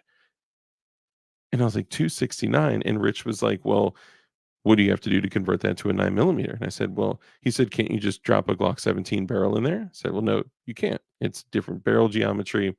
You would need to either drop in a 40 to 9 Glock 22 to 17 barrel, or, and then of course you need to change the ejector and blah, blah, blah, blah, right? Or you can actually strip the slide and shit off, sell that, whatever, and then change the ejector and put your own slide and barrel and whatever you want on it. Basically, there's other ways to go about converting it to a 9 mil because it's the same frame, 40 940 357 sig, all the same frame. And good night, Fluffy Bunny. Good to see you, bro. Um, yeah, you can get a conversion barrel. You do still need to change the ejector for sure. That's important. Um, but for the first time in a very, very, very long time, I was thinking, well, shit, I stopped buying 40 cals because there was a point where 40 cal got so ungodly expensive and the technology for 9 millimeter was, continuously advancing. For the first time in my life, I was like, am I convincing myself that I should get a 40 cal? Because out of the, I don't know, 60 plus firearms that I own, well, for the gay TF out there, there you go. Man Against the Masses, what's up, brother? Good to see you. Farmer James, my guy, great to see you. 357 Sig is loud as fuck. I had to put down a potbelly pig with 357 Sig. Yes, I shot a tiny, adorable potbelly pig. I know what you think, Dark. Why would you shoot a tiny, little, adorable piglet that would fit in your lap? More on that in a moment. So I'm sitting here like, man, $269. That's nothing for a 40 cal. And we're all talking about 10 mil this, 10 mil this. Well, some of the best and most effective 10 mils are, pushing, let's call it, 6 to 800 foot-pounds of energy. Okay, ballpark. really like 6 to 780 foot-pounds of energy, but anyway, um, most shitty 10 millimeter is really just 40 Smith& and Wesson at, 450 to 550 foot-pounds of energy. So if I can squeeze, 450 foot-pounds of energy or more into, a 9 millimeter sized firearm, why not? I was literally convincing myself of getting back into 40 cal, and I was like, "No," like, "How could I do that to myself?" But I don't know. I stopped myself. Don't worry, I didn't do it. Um, 357 sig from a 16-inch barrel beast mode. I'd be curious about that. I'd be curious about learning the, ballistics on that. Um, he only had a mini fridge to bacon. No, it's worse than that. I'll tell the story. I don't think I've ever told the story of me having to assassinate a pig with a 357 sig. Hillbilly, what's up, bro? Appreciate you coming and hanging out. 40 is the goat in these streets. Dude, I think 40 cal is terrible. I think 40 cal is the Lord's mistake of calibers. I mean, it is terrible. But I think back to when I retired all my 40s, sold them, purchased 9 millimeters, and it was all for poor mindset reasons. It was all for poor reasons. Prepper Book Club, what's up, bro? Lightning Scott, what up? I can send you ballistics by the inch on the 357 SIG. It's gnarly. See, okay, so I was curious about that because something like a 9 millimeter in a carbine sized barrel maxes out at like 8.5 inches.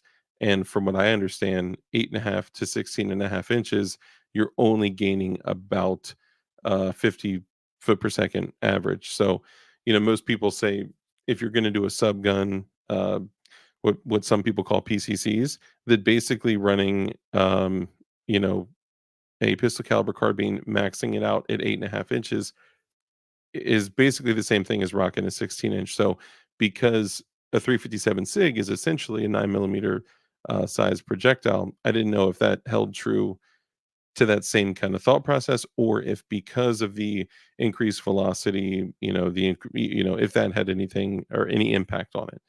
I was not sure. Um, oh, you asshole.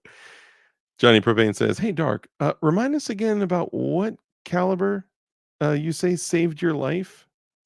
Yes, I was indeed saved by a 40 caliber. Blasphemy. I know. I know. I Okay, so a couple things. I'll tell the stories. And you know what? I'm thinking about something here, okay? Because it's the first stream of the new year. I wanted it to be just us. All right. Yeah, I jokingly said I have the best, most like elite guest coming on the show. It is, it's me. It's just me. But anyway, we do have some really dope shit coming up for 2024. Um, Kurt 24 was in Clint with Classic Firearms. He was in his live stream today, and he sent him a super chat and was like, "Hey, when are you gonna come back on DLD After Dark?" And he was like, "Oh, I'm gonna be there next week." So I think we're gonna set that up for next week. I have a couple people that you guys know scheduled for the next couple weeks, and a couple people you don't know scheduled over the next couple weeks. I was invited to come on another show. I know I was blown away too. Right? They actually sought me out, found me on Instagram, sent me a message, and requested that I come on the show. So I'm um, seeing if I can set that up too. But I don't know. I'm kind of considering giving something away to you guys tonight as well. Let me know. Put a pecker in the chat if you think I should give something away tonight.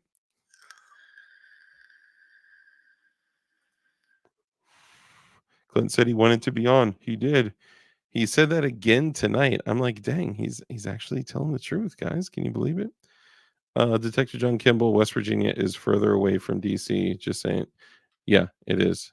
357 SIG is bottlenecked. Yeah, it is a neck down cartridge. Um, Joe Morse, what is a better state to live in, West Virginia or Virginia? I mean, you can get further away from DC in Virginia, than you can in West Virginia. Look up Rhode Island, Virginia, or no, Long Island, Virginia. The distance to DC from Long Island, Virginia, versus the furthest point away. I think maybe I'm tripping, but I think you can get because of how long, like how wide, whatever. I don't know. I may be tripping, but of course I'm going to say Virginia because I'm a Virginia boy. So that's where I'm from. That's where I'm at. That's what I love. So yes, the answer is Virginia every time. Let's see. Clint said he wanted to be on. Yep. So he is. He is coming back on. 12 gauge firearm all the way. Appendix rig, bro. You know what I wanted to do? Pecker. Oh, here's a pecker. That's a good one, Armitage. Appreciate you. Uh, pecker. Oh, you guys are great. Show me your dilder, Jonah. Good to see you. Dang, Kurt dropped in there like nothing to lose. He just threw it out there with a Simeon. He said, "What?" We got to remember, we got new people in chat tonight too. Okay, I got to remember that. They're dicks, Steve. They're dicks. They're just all dicks. And some people type pecker too, but just ignore that. Once you stay here for a while and you become fully indoctrinated into the dilder ways, you'll get it. Okay, so let me get back to it. So a couple things that I owe you guys. So I owe you guys an explanation. With all the peckers I'm seeing in chat, I may be forced to give something away now. Um, a pecker, it's chicken, which is a pecker. That's damn it. That's good. You guys are good. Okay, that's a pecker. Okay, all right. You guys got it. All right. Okay. All right. Oh my god, you guys are incredible. Okay, so backing up a little bit. Why did I kill uh p- not a chicken, a potbelly pig? Okay. So actually did the fight have any no. Um yeah, that was unrelated, but around the same time frame. But I had this gun that I adored. And I told you guys I purchased a 357 SIG when it was like popular, right? And this air marshal that came to the gun shop that I worked at would come there all the time, and he would talk about how the 357 SIG was basically a pocket-sized howitzer, right? And to peck or not to peck, actually, it was a passenger in a Prius. Oh, the inside jokes. Do we do anything here other than inside jokes? I don't know. I don't know. Give away a fleshlight, Goonbeam. Oh man. I feel like I know this story. You might. So I may have told I don't think I told it, but I may have. So anyway, the where was I? Okay, so I had this Glock 32, which is the 19 sized 357 SIG. All right. Now this is before, like the only aftermarket shit you could get for Glocks was Lone Wolf, um, and KKM, Storm Lake, like Samson. You could get Samson manufacturing shit, but I mean, the amount of aftermarket support for Glock at that point was so limited, right? So most of the times when you saw like Gucci Glocks or cool or fancy flashy Glocks, they were all OEM shit that was, sent in, coated, polished, and painted and whatever. So I have this fascination with chrome and gray, right? And this came from actually, you know what? I can date it back exactly to what made me just completely fall in love with the gray and chrome or gray and stainless combo. And believe it or not, it was watching an episode of The First 48. I know, The First 48. It was a murder weapon. Yes. So there was the original Smith& and Wesson Sigma 9 millimeter. I think this one was a 40 actually. Of course. It was a 40, and the dude ended up throwing, I think it was in what Orange Mound was that Tennessee? No, that's not Tennessee. That's Texas, right? Memphis, sorry. Memphis, Tennessee. And yeah, the Sigma 940, whatever those guns, the cheap ass Glock clones that were just, basically throwaways that were kind of like Glocks. They actually got sued for them. They did a small run of these Sigmas that were polymer frame, striker fired Glock style firearms. And when I saw this episode of The First 48, the dude had thrown He had chucked a gun that he used in a murder, and it was a gray polymer frame with a stainless color slide. And when, of course, he was snitched on because that's always what people always get snitched on. All the people that are out there in the world say they'll never snitch on you until they're handcuffed to a table for 3 days. And the dude was like, it was a gray 40, right? I'll always remember that. And then the police go out there, they search the grass and, the grassy knoll, and they find this gray frame, gray polymer, stainless steel slide pistol. And they showed it on screen. And I was like, oh my God, like that combination is incredible, right? Um, it's a shame no one makes modern guns for it. It slaps hard. But both are better than 40 because 40 lame. I like that gray and silver lone wolf joint. Okay, so I remade that. I did one with the lone wolf, and so I'll get to it. So when I found that combination of gray polymer frame, stainless, chrome looking stainless slide, I was like, bro, I'm gonna make something like that right now. Well, the gun that I had that I carried, like my EDC at that point, you gotta remember this is like 15 years ago. Okay. Um, it was that Glock 32 and 357 SIG. So I sent the frame out to be, get this, Duracoated. For all you young boys in there, you won't know what that is. It's like Cerakote, only worse and more expensive. Um, so I got it Duracoated in this like light powder gray. It was a matte gray, powder gray. It was 762 Tokarev. Yeah, dude, 762 Tokarev is so dope. More on that later. Sorry. Anyway, so I sent the frame away to get that Dura coated in a light powder gray, matte gray, and then the slide assembly, slide barrel, and all that shit. I sent out to Ford's Custom Gun Refinishing. They've done a bunch of firearms for me, including hold please, including this bad boy. So this is not a firearm, YouTube. This is by Ford's Custom Gun Refinishing. They have a very nice, gorgeous matte chrome on top with a more higher polish, color on the or finish on the sides. And they do this. It's almost like frosting. It's beautiful. So I sent the slide of the 357 Sig Glock 32 out to them, and then I sent the frame of the Glock 32 to get Duracoated in that like powder gray, matte gray color. So this shit probably took like 8-9 months to get done because everyone was just taking their sweet ass time, not moving quickly. It was crazy. They also did these mags where they did the gray color on the bottom, but then they like faded it up to black on top because when you Cerakote the top of a mag and the slide and action is going, it just destroys it. So they did excellent work. They faded the mags. They made it just. I mean, it was incredible. So for probably like 2 or so years, maybe more, I carried that Glock 32, 357 Sig, and I even put the Laser Max guide rod laser in there. Yes, I did. I know it's stupid. Um, and it was like a pulsing laser, and they had this whole thing like your eyes can pick it up more easily. Whatever, they lied. It may be right, but whatever.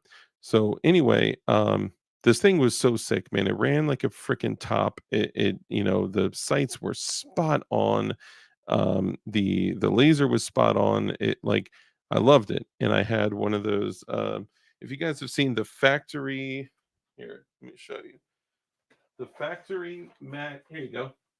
So the factory mag carriers, these things are excellent. They're literally like $10. Jeez, this one's brand new. Like I'll get a bunch of these just to throw for like OWB on the belt, and then this one's for the 45 actually. And I mean, it holds the mags in there like so well, and especially when you add a gun belt to tension it down. I mean, it's super comfortable and it's really easy, really smooth to grab on the reload. So My kit was, aside from the knife and flashlight and stuff, was a Glock 32, the gray and chrome, but I included a clip draw. If y'all remember a clip draw, um, I uh, I had the laser rod in the 17, nice, and it got stolen. Oh, that sucks. Yeah, that sucks, man. They were expensive too. They're like $250 at least, maybe more. Um, but I had on the other side the OEM Glock magazine carrier holster, whatever, on the left side. But when I sent out my Glock to get chromed, hard chromed, they also did a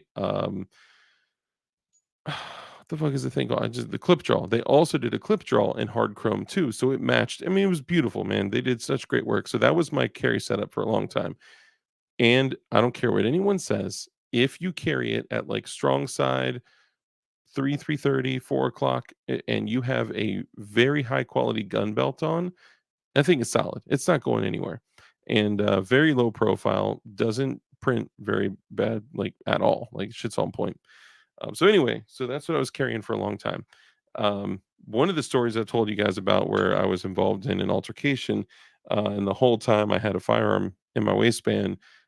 That was the firearm in my waistband, and it stayed in there the whole time. I used to play games of basketball, run, go to the gym with a gun in my pants with a clip draw on. Um, but anyway, so that was my gun that I was carrying at the time. Holy shit! I put a lot of time into explaining this this handgun. So, Too Many Choices says the clip draw needs a trigger cover. You do have a trigger cover. Your draw is on one side and your jeans on the other side. That's your trigger cover. So, anyway, that's the gun that I'm rocking. And I would still go out and I would, go to friends' houses and have a few drinks and whatnot. And there was this spot out in the country where we used to go. We called it the cabin, and we would go out to the cabin and we would, drink often and have a good time. Well, out there's animals, all sorts of shit that could just pop out of the woods. Like boom, hey, duck, duck, glory, what's up, fam? Happy New Year. Um, so I always carry a gun out there anyway, and I always carry a gun, period. But out there, like you never know what kind of critters you can run into. Well, this chick had a potbelly pig that was her pet, and she carried it around everywhere. She took it to parties. I mean, it was like, how like chicks nowadays carry around like little dogs in their purses and shit. It was like that, but with a pig. Well, the owner of the cabin, it was a house in the woods, but it was a beautiful house actually. It had those really crazy spiral, like super tight steps, stairs that went up to the, next floors.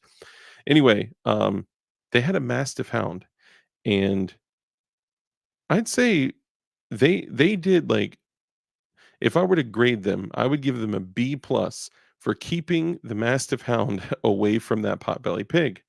Um, but one night, they did not get a B plus, and, the Mastiff Hound just first off, can I just say that potbelly pigs, I mean, this thing was like the cutest animal I had ever seen in my life, dude, and it was like a dog or a cat, like, it would come up to you, and it would, like, rub itself against you, and it was cute, it enjoyed being pet.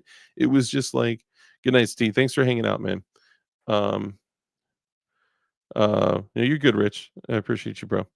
Um Mark Tucker, Mom, happy New Year, bro.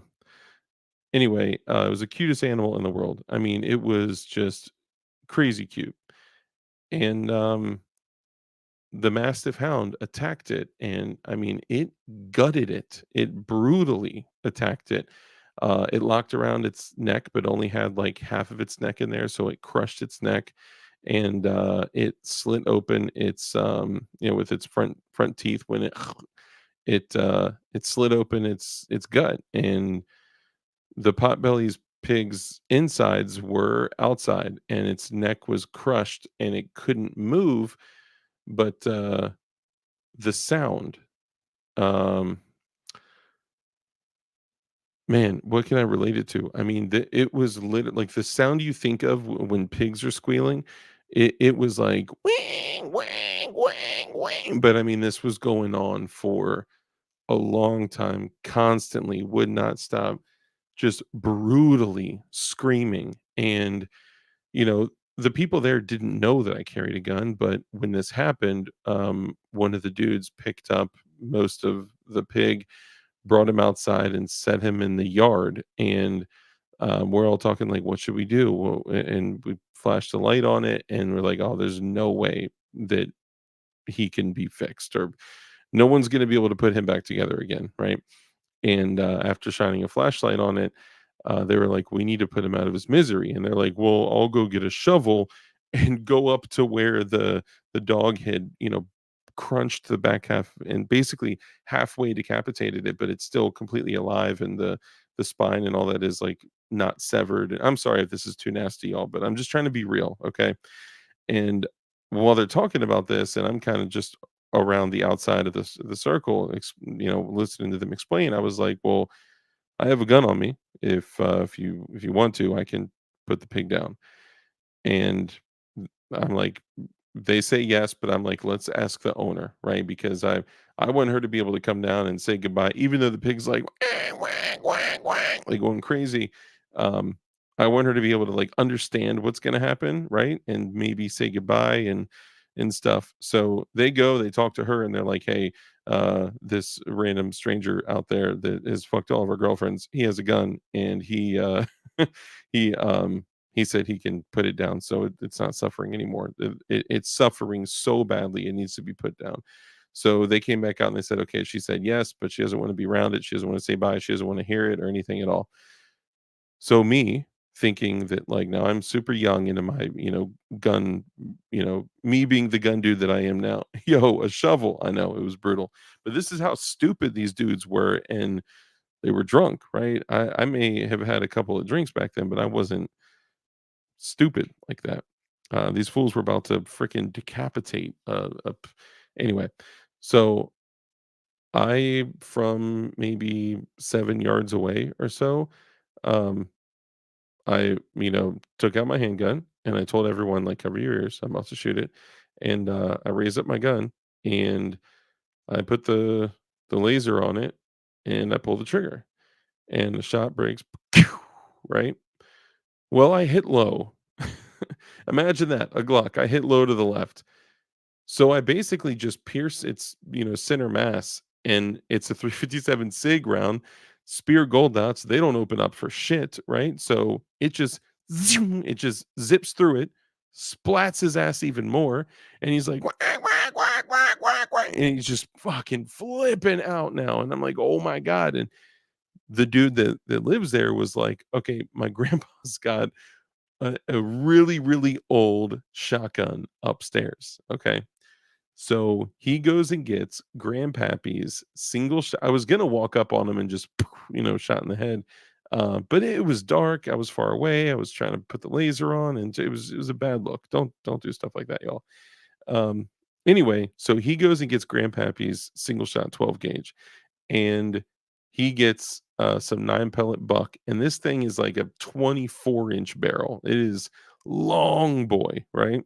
And he aims it at this thing, and I swear to God, he pulled the trigger, and this fucking pig, which was sitting on the ground about this big, boo! You hear that 12 gauge hit, and it just, boom, I mean, it fucking pig was like, damn, DLD, shoot straight. I know, right?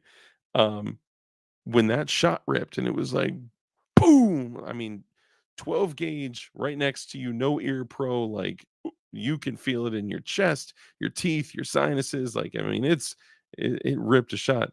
This shit was literally on the ground.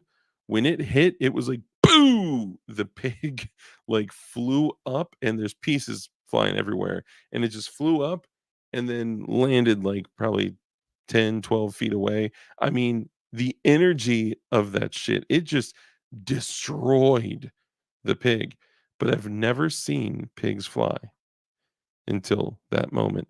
Anyway, so don't shoot piglets center mass with a 357 SIG. That was a mistake. And then after that day, I switched over to a 9 millimeter, and everything was fine since that Chorizo. Oh man, Jason Schmidt, what's up, bro? Good to see you. YOLO, Rebel Gamer, what's up, man?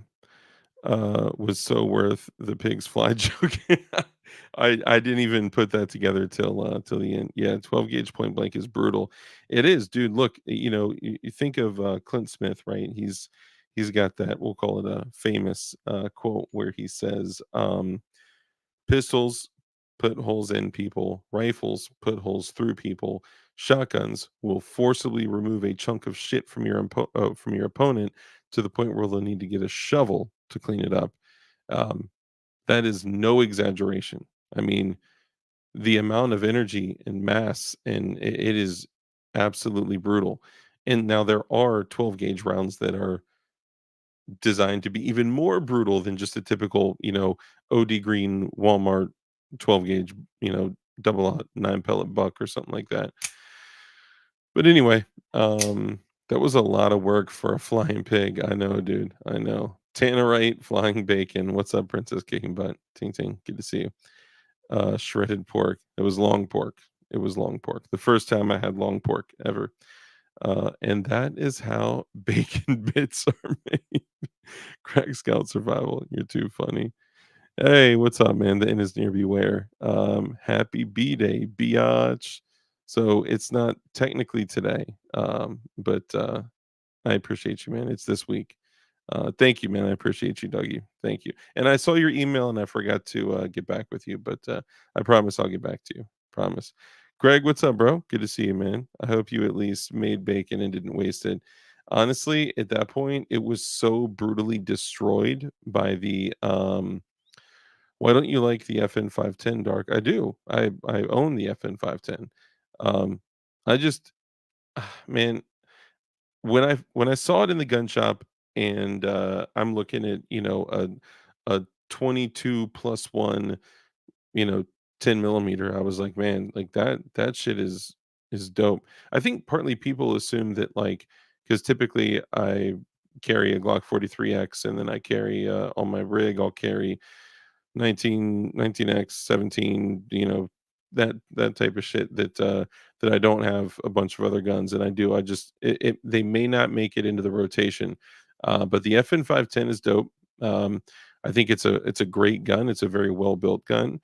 I do think it's overcomplicated. I think they got way too many small moving parts in that shit. But I don't know. I think that you can do you can do the same shit with a Glock 40 or a Glock, 20, or the 40 is the long slide 10 mil, so the long slide 20, or a Glock 20 15 plus 1, or if you want, um where is it? Where's my candy bar, bro? Hold on, I think it's over here. Um you can get one of the 10 millimeter candy bars and you can rock I think it's 33 rounds of 10 millimeter. But it is a very fine gun. There were very fine guns on both sides. Um, I just I don't know, haven't even fired it. Didn't even put any rounds through it. But I appreciate it though. I like it. I enjoy it, and I think it's a cool gun. Um, I just I don't know. I'm more of a Glock dude. My B day is the 5th DLD. Okay, that's what's up, man. Hell yeah. Uh, happy early birthday. Hell yeah. I can see the 510 cracking from too much Underwood or Buffalo Bore. I mean, maybe. I don't know. I mean, I think it could probably, like, they make their guns very well. I just think it's a little overcomplicated for what it is. Like, if you guys look into some of the videos that you're completely detail stripping those guns. People told me off gate, they were like, yo, Dark, if you bring that thing home, dude, you can take the slide off and shit, but if you totally detail strip it, it's gonna be a mistake. Like, don't do it. Um, and like that's not what has kept me from shooting the gun and running it or whatever. It's just, you know, I don't know, because I have another gun that does the same thing, and I don't shoot both enough.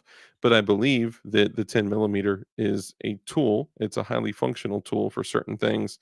Um, yeah, I don't know. I just think. 9 mil is where I'm putting most of my energy into, what I'm putting most of my money into when it comes to, you know, training and shit like that. Um, I could see myself like, and this is one of the dilemmas that we run into, and it's not just me. I've talked about this even on other people's shows, and it's come up a bunch of times. Hang on. So, okay. So, like I said, carrying a 9 millimeter Glock, so standard double stack 9 mil Glock on my kit. Why am I doing that? Is it because I believe that the 9 millimeter Glock is the best handgun in the world? No, it's not. Is it one of the best? Is it extremely reliable? And does it work well with prolific magazines that are, known and used worldwide in civilian use, military use, law enforcement use? Yes. Um, is it the best gun? No. I don't think it's the best gun. I think it is very, very well made. I think it's reliable. It's rugged. You'll probably never hear me say again, ever for the rest of my life, that it's not the best gun in the world. But the reason I'm saying this is to say this. Um, so I've seen dudes change their kit and put like an FN 510 or something similar like that. Let's just call it as it is. 10 millimeter, Glock 20, an FN 45 tactical or whatever the fuck, right? Like something different, something that is not like in, civilian law enforcement and military usage. Um, when you walk out of the house, if you're going into a shit hit the fan, man, situation, like the situations that like we dream up to be like these, you know, instances where, we're just running around in our kit and we're just cracking silhouettes and, whatever. Um, I think that when you run through the ammo that is in your gun and on your belt, uh, if you're running an FN 510, for an example, that would be dope. That would be effective. And after that moment, when you run black on that ammo with that handgun, you're going to be short because if you're rolling with a small unit of dudes, the likelihood of them having 10 millimeter and the likelihood of them having 10 millimeter FN 510 mags is just almost, you know, nearly 100% unlikely. um, the likelihood of you bumping into people around your area that have an FN 510 or 10 millimeter ammo is way less likely. So I I think the reason that and this is probably a couple years ago, maybe somewhere within the last 2 or 3 years, I said, you know what? I am going to go with the armory concept. Almost all my guns, my real duty use guns, and I call it duty use. I hate to say it because it sounds so fetish and so fetish. It sounds like you're talking in a law enforcement or military capacity, but really what I mean by that is a duty grade, right? Duty grade uh, firearm. Um, I think that knowing that I could throw the FN 510 or the Glock 40 or by that I mean the Model 40 in 10 millimeter on my belt, like that would be awesome. But uh, I am going to run into Glock firearms, Glock magazines, 9 millimeter double stack Glock mags are just going to be the most prolific magazines out there. Period. Um, Not unless you live in the Pacific Northwest like me, 10 millimeter is king. I don't know. I mean, I think your geographic area is definitely going to have an impact on that. Like, I think in the way more rural areas of Virginia, you would come across way more 45 ACP than, say, some of the other calibers. But no matter what, duty. Um, Bearjaw, what's up, bro? Duty, great. Sorry. I think no matter what, you're at least going to if you're rating law enforcement deep. Okay, sorry. Let me say this differently. Um, I'm talking about in a world without rule of law. Okay, where survival is all that matters. If you're raiding a law enforcement depot or armory or a National Guard armory or whatever, right?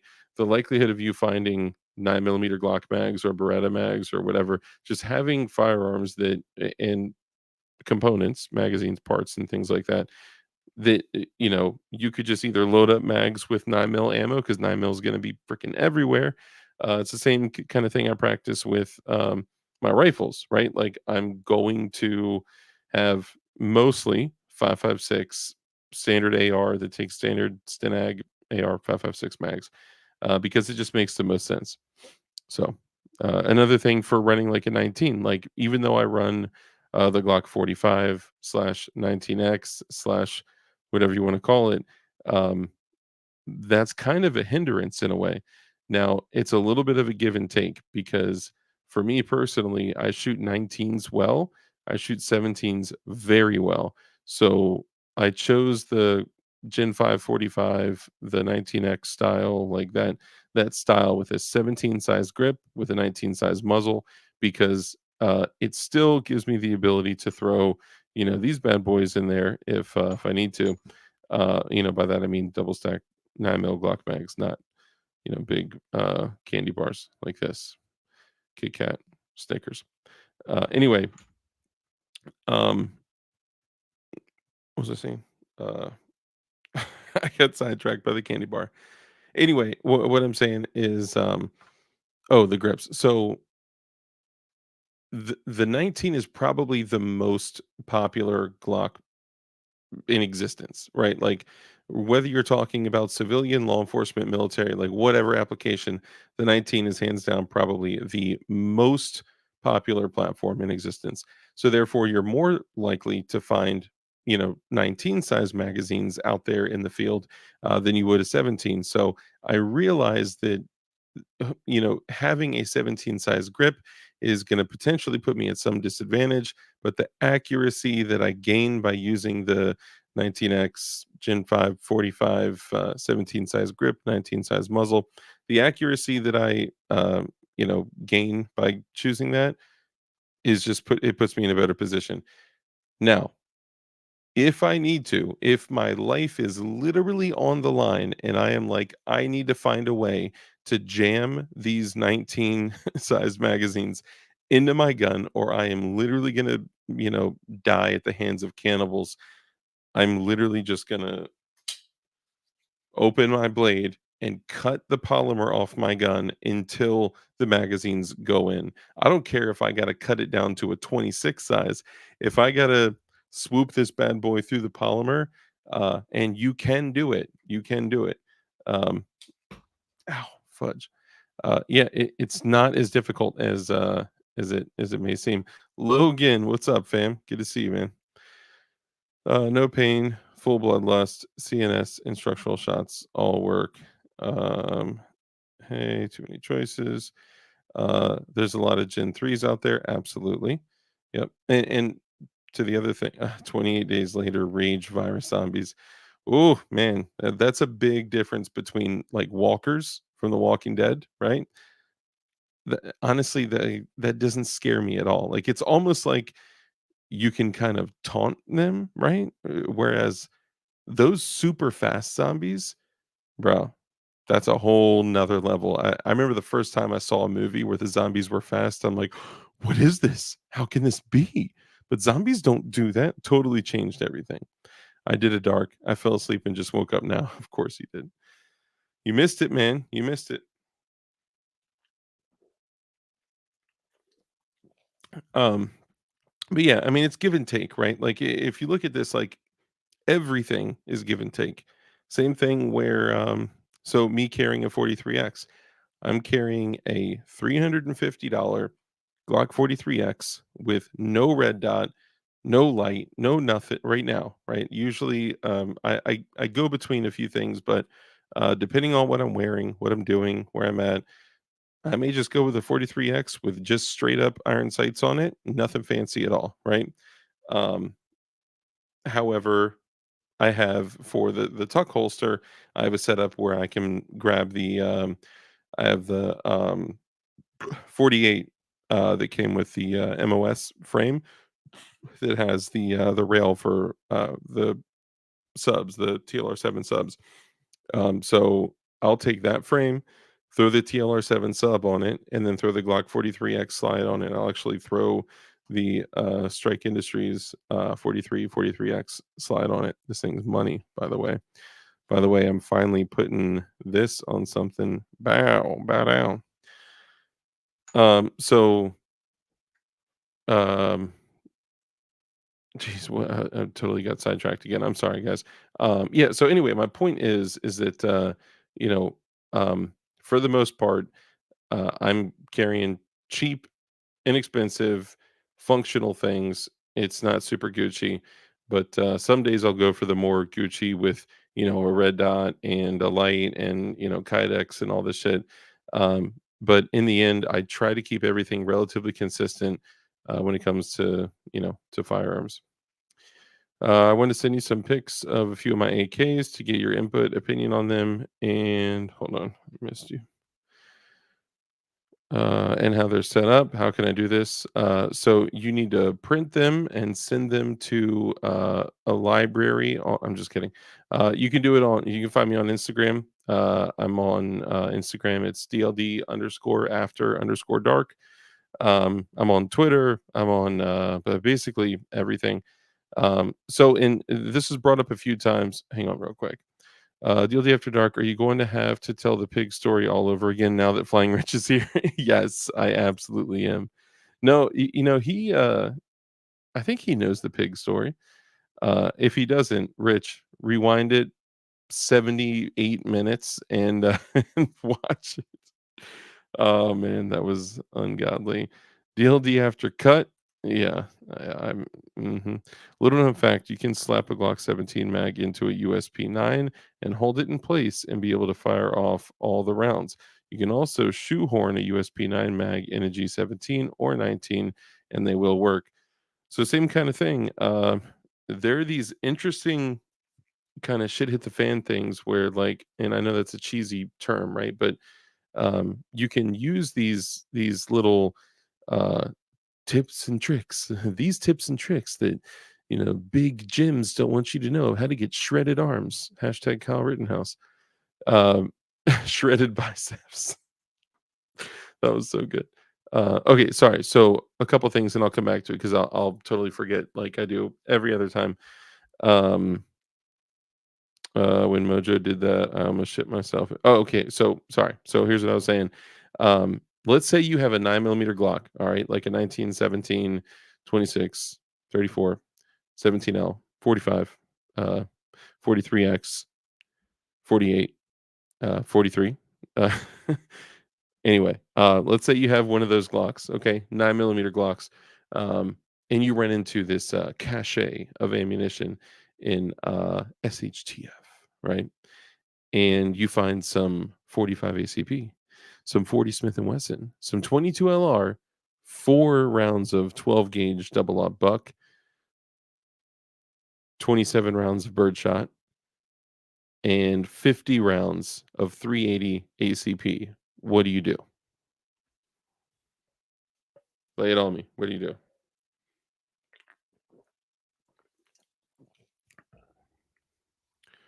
We frozen or just me? I think just you.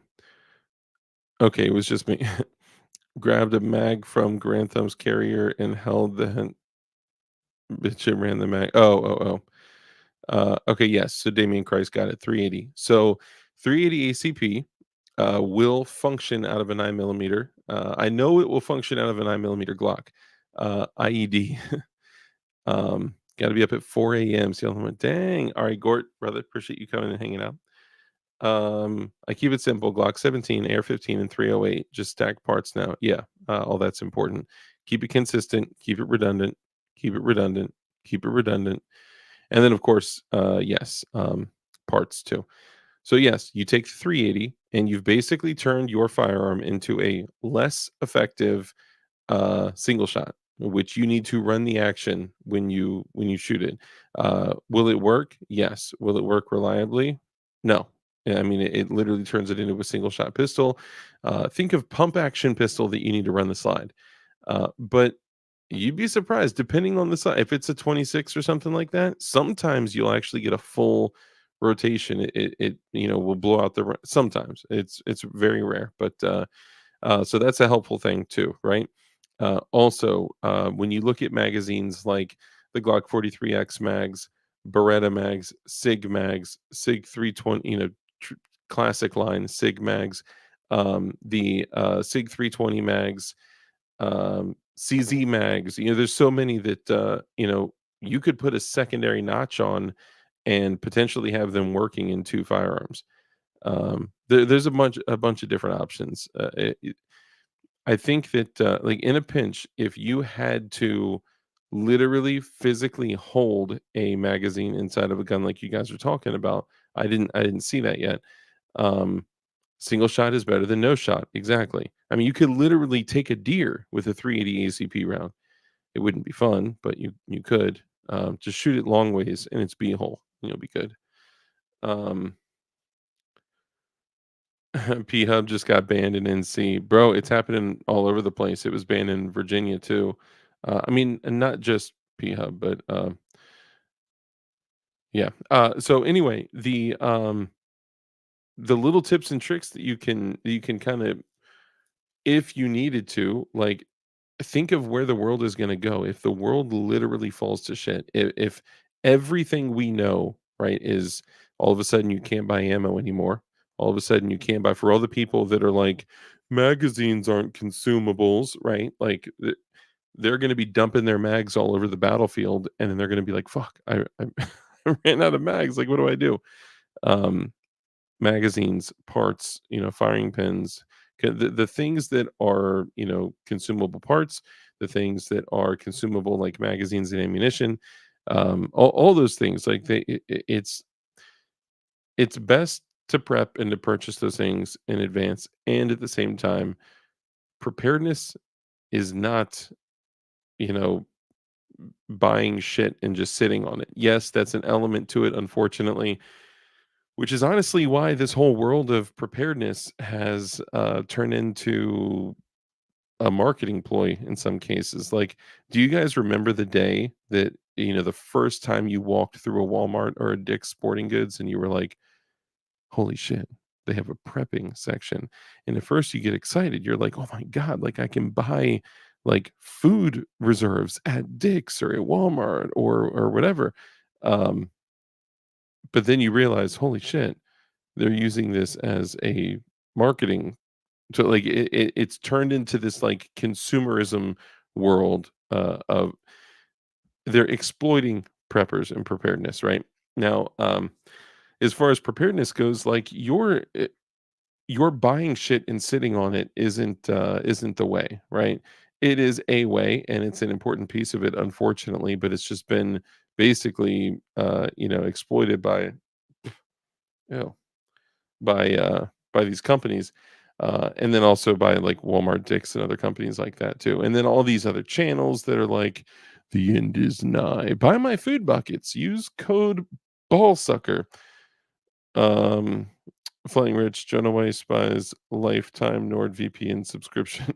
Yo, okay, so Jonah, do this. Turn off your Wi-Fi. Turn off your Bluetooth. Go to Google Chrome, open up a incognito tab, and then try it again. You're welcome. But you have to turn off Wi-Fi and you have to turn off Bluetooth. Both of those are positional. Just turn off Wi-Fi, turn off Bluetooth, go to Google Chrome, open up an incognito tab. Bam. It's happening all over the place. It's Look, porn is terrible. Porn is degrading to all of our brains, and it is totally reprogramming the way that we, look at women and relationships and all that stuff. I don't personally like it, condone it, or recommend that anyone, engage in that kind of activity. Like, I would literally rather go fuck my neighbor right now than go jerk off to some stranger on a Cornhub. Thank you, by the way, to Flying Rich. I appreciate you, bro. I forgot. I actually did forgot. I actually did forget. I forgot that you were a network engineer. I'm a network engineer. You think I don't know this? Yeah, I'm not good at that stuff. Uh, Dix is anti-gun and donate to anti-gun Dems, so I avoid any monetary interactions with them. 100%. Absolutely.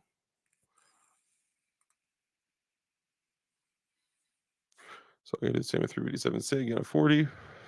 Uh, say load loaded chamber fire didn't cycle the. Hold on, I missed this. Um, Around bricks of Federal 12 gauge bird shot were $19 at Walmart when I stocked up. 39 bucks now, literally doubled in 3 years. I know, it's crazy. It's crazy. Man, I'm telling you right now, buy turkey supplement. Confirmed Dark's neighbor is super happy. So if we see him eating homemade cookies, we know where he got them. Yeah, she's cute. Hey, if you're out there, shout A. Um, she's cute. I don't know what it is. Yeah, okay, sorry. Let me snap out of it. Dark, no commerce with dicks while on deck. Yes. Douglas Boing, great to see you, man. I'm really glad I'm not your neighbor. Yes, if you were my neighbor, I wouldn't fuck you. Um, that depends. I haven't seen you yet, you know. Let's see. Um okay, so no, I meant okay, no, back to it. Okay, so yeah, Walmart, Dick's, all of them, they all hate you, right? Like I went through it was like 2.5 or so years ago, and I had this realization that this was during or like right around the time of the 2020 uh riots and when our world was like melting. And it's so funny because we can always look back and look at shit like, damn, that was an SHTF event, right? But while we're in it, although we know that shit's going down and we know that shit is bad, we don't see it as the SHTF event that it is in that moment. Some of us do, some of us don't, right? But for the most part, as the general public is, for the most part, people just didn't realize that it was what it was at that time. Um, Ammunition, all that shit, it all went crazy. It all had increased. And then, of course, you add in, the lack of availability and the increase in the need for personal protection. And so, look, so much of these gun tubers and shit like that, like, I was listening to a very, very well-known, huge YouTuber team that's part of a huge network that has been on fucking TV say that they bought their first gun during the COVID riots. Like, or during the COVID riots. During COVID, during the riots, right? Like, you know, the industry is old, but this thing is new, right? But anyway, so during that time, people had to kind of pick sides. It was like, do you err on the side of freedom and independence and liberty, and or do you land on this side where increased government control, forced COVID tests and forced vaxes and all this stuff, and if you're for this, then you can't be for anything related to this. So, Walmart and anyway, all these companies are like, take the ammo out, gone. We don't care about money anymore. Take the guns out, gone. Take the sporting goods section and at least pare it down or whatever. And they made their decision, right? So they hate you. So when all of this was going on, when some people were literally just getting into this shit, we're damn near, a lot of us at the time were damn near 2 decades deep into it at that point. And I looked at it and I was pissed, and I'm like, dude, I am not going to financially contribute to any company that hates me, right? Um, so who hated me at the time? Netflix, check, they hate me. PayPal, check, they hate me. Um, Amazon, check, they hate me. Walmart, I just started going through all of them, and I'm like, all right, I'm canceling Amazon. Yo, my wife at that time flipped out. Like, she could not imagine how life could ever be the same without paying 90 or $95 a year for Amazon Prime. Like, to have shit delivered the same day or next day was just like, oh, if we don't have that, we're gonna fall to pieces. And we never did grocery shopping online, or we never ordered any of that shit. When literally, when there were lockdowns in my county where you were not allowed to go, I was literally out grocery shopping and bringing shit home. I was going out every night eating McFlurries and shit. Like, the shit wasn't enforced like that. But anyway, I was like, I'm canceling Amazon Prime, canceling Netflix, canceling HBO Plus, canceling Disney Plus, canceling every single thing that I could find that I knew that they hate us, that they hate freedom, they hate independence, they hate liberty, they hate this, what we're doing right now, right? The one thing I couldn't bring myself to do was YouTube, right? Google hates us. YouTube, what do y'all think, right? Like, what do you genuinely, what do you think? Think of it much like the government. They love us and want us alive. Anyway, the only reason why I didn't also kill my YouTube channel, kill my Instagram, kill Twitter, and kill all that shit is because even though I know that they hate me, and even though I know they're making money off of the videos that I make, I know that I am at least making a dent here and there where I'm using their platform to amplify my voice, to get shit out there, to focus on freedom, independence, liberty, gun building, and maybe preparedness, preparation, and something. I don't know. Maybe something that we discuss could save somebody's life at some point in the boog when shit pops off. But yeah, I struggle with that. I have a little bit of internal conflict when I think of the platform here. And then, of course, somebody's going to be like, just go to Rumble, bro. We're on Rumble. All of us are on Rumble. Just go to Odyssey. We're on Odyssey. We're on Odyssey. And I say we, I mean like me and other YouTubers that are, you know, similar to, you know, kind of in the same vein of the conversation we're having tonight. Words are hard. But I mean, even in the word, right? The website and the word, right? People say, "Oh, you're a YouTuber." Like that's a job. It's a business to some, right? How many people have you ever heard them say, "Oh, I'm a Utreoner," right? I'm a player, or I'm a rumbler. I'm a rumbler. Like if you ever walk into a meeting and said I'm a rumbler, they'd be like, "What? Like what the fuck does that mean?" Right? I'm a Twitterer. I'm a tweeter. I'm a tweeter. Like no, they have literally like trademarked this. I don't know. Anyway, the whole point of this was when all the shit popped off, I made decisions to separate myself from certain companies, certain things, certain stores, and I was like, "Fuck them, they're not getting my money." But as of late, I've had to be like, "Yo, Rich, you got Amazon? Can you get this for me because it's cheaper and and I can get it in a couple days if I get it through you." So I mean, and even like Netflix, right? I canceled all that shit, never looked back, but yeah, I still take my wife's login and use it to watch shit on Netflix, right? I'm a very flawed man, y'all. I'm a very flawed man. Um, Murphy's Law, what's up, fam? I quit smoking and my Bic lighter preps last way longer too, absolutely. And tobacco is another thing to prep too. Tobacco, liquor, and lighters and things like that are going to be pure gold in the end. Odyssey is the spot, but it also sucks. Their search function is ass. Absolutely. The player sucks. YouTube is unfortunately a decade ahead of everybody on making a user interface.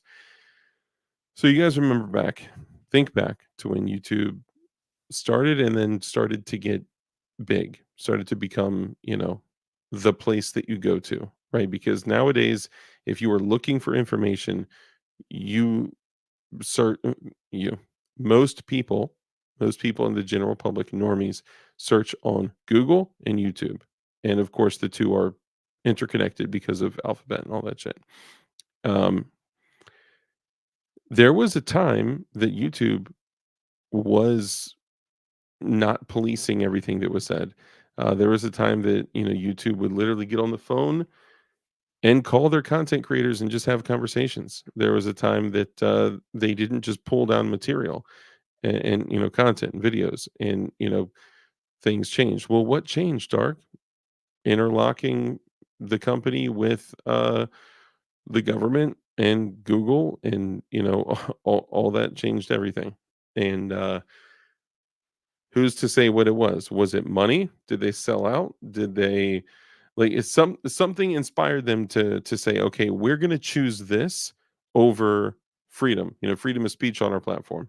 And who's to say that one day maybe Rumble, which right now is extremely friendly when it comes to freedom of speech, maybe someone's going to come across and say, hey, I'll give you $50 million to sell this to me and shut up and never come back. What's going to happen? And if YouTube procures Rumble, right, then say goodbye to freedom of speech, right? Like I don't think we can ever count on other platforms whose job is to, create revenue through, ads and data and, all that shit. Like YouTube by itself would not be profitable if it wasn't for the alignment with Google. That's why they just cut last January. That's why they just cut content creators compensation by an additional 50% when this new uh, CEO came in. It's all fuckery, man. That's all it is. Um, the CIA loves their analytics.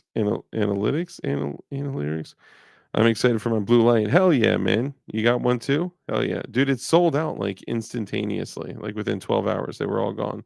However, I believe Goombeam, let me know if I am correct or incorrect. Um, the pistol light and the rifle light and the larger handheld. Where's my larger handheld? I think it's over there. Those are all going to be available too, right? Goombeam, blue light special. Blue light, Goombeam, blue light. Yes, gigantic vaginas.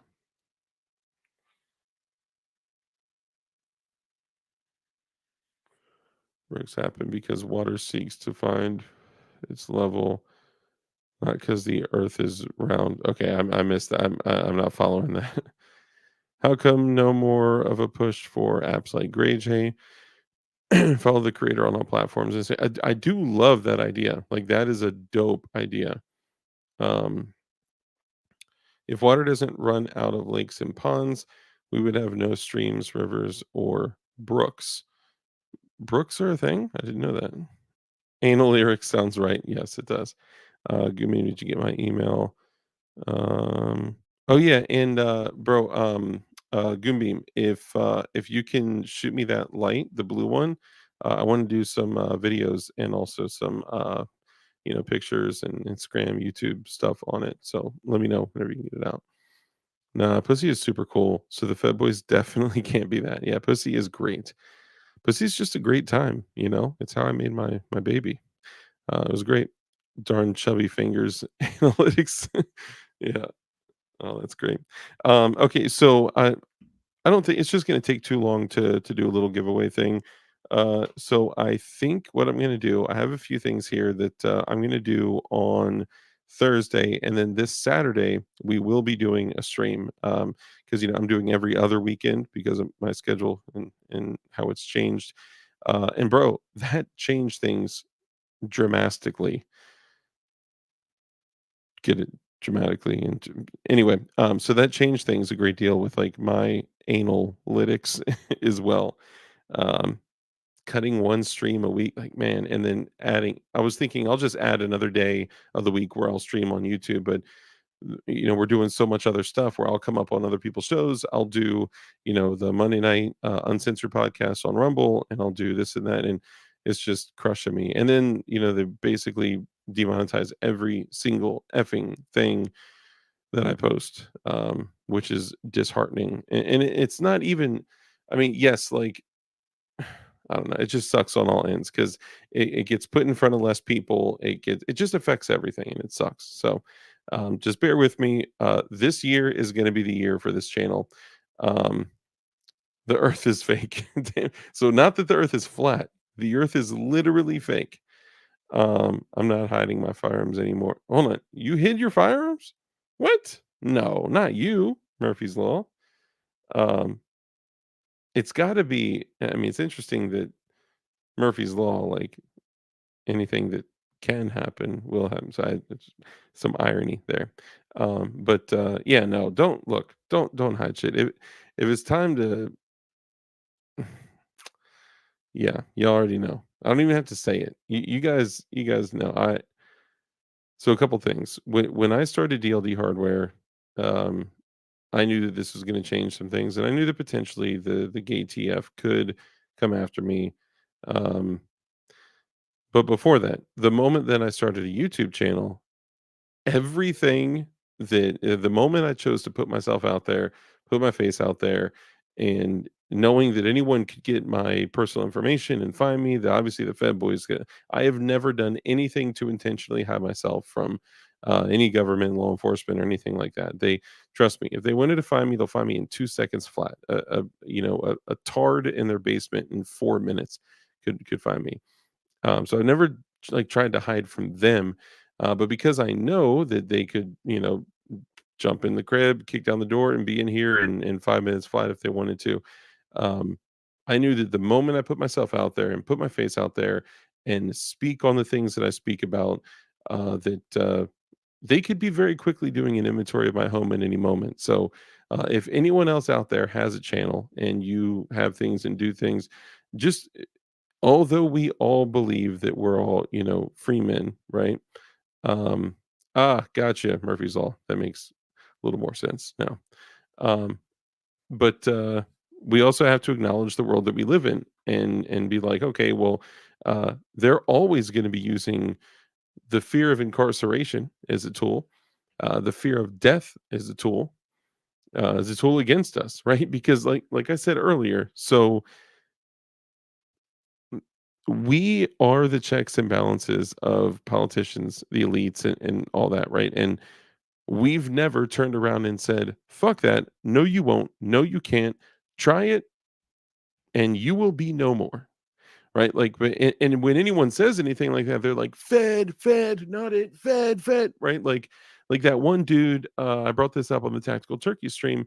That one dude that they were at like some kind of rally or something like that. And, he stood up and they passed him the microphone and he was like, when is it time to use our guns? Like, they stole an election, they did this and that, and when's the time to use our guns? And everyone is like, Fed, you know, um, subverter and this and that. I'm like, the dude's probably just fucking pissed off. He's like, like, how can we ever dig ourselves out of this hole? Right? I don't know. We're in a difficult place, and we're constantly looking at all the wrong people for the um as far as who we think the enemy is. I don't know. And yes, free CRS. Fuck the government. That's what I'm saying. DLD After Dark. Did they just go after felon with firearms? Hold on. What? DLD After Dark. Didn't they just go after felon with firearms? I don't know. I'm not hip to that channel. Texas will end the NFA as we know it. I think a civil war will end the NFA as we know it. He's on YouTube teaching people. I could see that, how to get their rights back. I could absolutely see that 100%. There are a lot of ways that, so first off, let me just say this. Um, I had an incident where um, it totally shifted my perspective on felons with firearms. I had somebody ask me once, do you believe that your right to self-preservation and that your right to carrying a firearm is given you by God? And I said, yeah, I do. It's a natural right. They said, okay. Do you believe that the government has any right or ability or, that they could take that from you? I said, no. Said the Constitution is actually put in place as a restriction on government, right? It's not granting you a privilege. It is putting a restriction on government. I said, yes, I believe that. I said, okay, how do you feel about felons and firearms? And I was like, well, I don't really much care about it. So, okay, well, how could you be an activist if you don't much care about it, right? Shouldn't that be important to you? And I said, okay, yeah, I could see that. That's fair. So maybe I've kind of looked at it like in a skewed manner, right? And then they said, okay, do you think felons should be allowed to have firearms? And I was like, oh, well, I mean, I think the ones that, don't have a violent, or what. And I started going down this fuck boy ass, reason of why felons shouldn't have firearms. And they were like, well, wait, but you said it was given to you by God and it was given to that felon by God. So if it's not granted to them by man, how could man ever take it? And I was like, uh, uh, mm, yeah, I guess you're right, right? Like it literally took me just a moment of doing a thought exercise because here's the deal. So let's say I was too invested in my own ego and I wasn't willing to grow, develop, and change and think differently. And I think it's fair for any person when they get new information to, you come to a different conclusion, totally fair, as long as you are genuinely coming to a different conclusion once you obtain different information. That's fair. Um, Ping ponging and bouncing, going back and forth, and that's all bullshit. And people are doing that for hot takes and views and clicks and shit like that. Um, but let's say that I couldn't escape my ego and I said, well, no, I still think that only some felons should have firearms, or only some, or only non-violent offenders, only this, only that, or whatever, right? Okay, then you start to have to go down a completely different pathway and say, okay, who monitors that? Who enforces that? Who enforces it? Who would be the only people to enforce it? The corrupt system that we live in right now, the corrupt criminal justice system, the corrupt politicians, the corrupt police, all we're literally saying, "Hey, people that we don't trust, govern us, please." Like it is such a joke. And when all these people are like, "I'm a Second Amendment absolutist," you're like, "Oh, really? What are your feelings on felons and firearms? We can't have everyone running around with these dangerous." What? Like, what the you are literally talking out of both sides of your mouth, and the people that can't actually sit and kinda work through that it's a thought exercise. That's all it is. It's a thought exercise. If you use your brain and if you consider the things that you say, right? And this came up, on the other stream that we did where, um, we talked about being a constitutionalist, absolutist, okay? And shout out to the person that said that because I totally believe that all of us at heart want to be that, right? We believe ourselves to be that. If we all were constitutionalists, absolutists, we would be fighting an active ground war right now, in this moment, right now. Just being real, right? We went on that show, we talked about the line in the sand, right? Well, what's the line in the sand? Well, I don't know. What's the line in the sand for you? Most people say, when it comes to my doorstep, bro, it's at your doorstep. It's at your doorstep. It's knocked on your door. It's walked inside. It is sitting on your couch. It is eating your chips and watching your TV. It is in your kids' minds. It is in your walls. It's in the paint. It's in everything. You can't escape it. It is so deeply rooted in everything that you do and don't do. You know? Sorry, let me stop. I'm getting sorry, I don't have an ego. I've been clean for years, smoke weed, but I've had it. You will read about it, I'm sure. Well, no, they don't go doing crazy or anything. I when I'm okay, so hold on. So when I was talking about that Murphy's Law, I was saying that most people that get asked that question, they just need to be able to say, "Oh, I've learned something new, and I'm going to take that information and come to a different conclusion." Like, not that you had ego. I'm saying in that situation, it would have been me. Like if I couldn't have defeated my own ego and say, that's good information. That's new information. I'm now going to take that and change my mind, and I'll, come to a different conclusion based on that. Unfortunately, though, a lot of people out there, most people out there, will just sit there and be like, "No, I'm right because I believe it," and this and that. But most of these people, they believe that felons shouldn't own firearms, but then they call themselves Second Amendment absolutists. You know what I mean? Um, but we also have to take a moment and sit back and relax and realize that we are deeply blessed with the whole situation, that everything going on, even though everything may seem like it's falling to shit, we're deeply blessed. Okay. You get to walk outside, you get to hear the birds chirp, you get to see the sun, you get to feel the sun on you, you get to, make what you want, eat what you want, do what you want. You are given the same opportunity as every other person in this chat, every other person on this planet, well, in this country. Well, you're given a decent shot, let's say that. And a lot of times when things seem so bleak and when things seem so negative, it's just like, dude, I'm done. It's time to just get it popping. Like what am I waiting for? What are you waiting for? I'm sick of it. I'm done. I want no more overreaching. I want no more. I want nothing. Let's just get it popping, right? But think of the world that we'd be living in at that point. It would be it'd be hell. It'd be literal hell. Now, some people say, well, I would rather go through hell so my children and grandchildren don't have to go through hell. That's true. My child's alive, so they're going to go through that hell. Yeah, don't Murphy's law, man. Come from a place of gratitude, positivity, and ju- I would absolutely never, ever, ever tell anyone to, take action or do anything at all. And it's doing anything offensive, would be a terrible thing to do. And I'm not doing this from any standpoint other than just showing love for somebody that I care about, bro.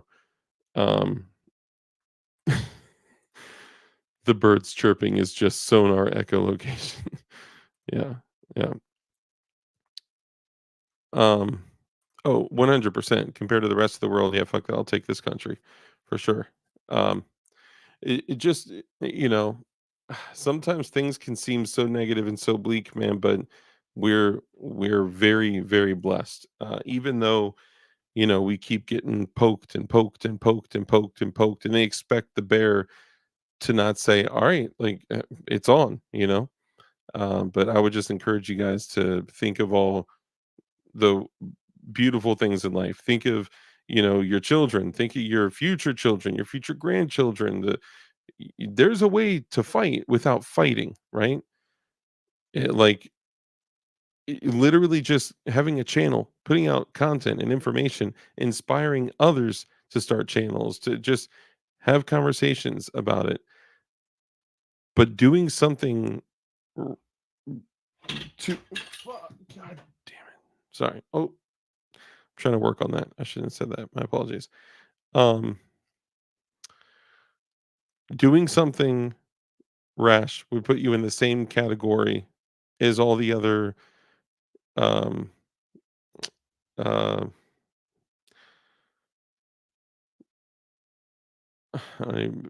mass casualty events. Okay. And you're not actually making progress at that point. There is no progress. You're actually giving the other side exactly what they want.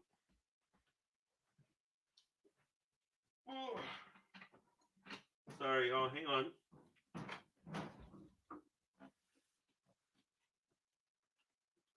Fuck, really? It's the second time on this stream I dropped my frame and the LBRS popped out. Anyway, find something to be grateful for. Find something positive, even though we're surrounded by total fuckery and government overreach, encroaching, and we're just constantly poked and poked and poked and prodded, and we're just catching, death by a thousand cuts. A little, little cut here, cut here. You barely notice this one, right?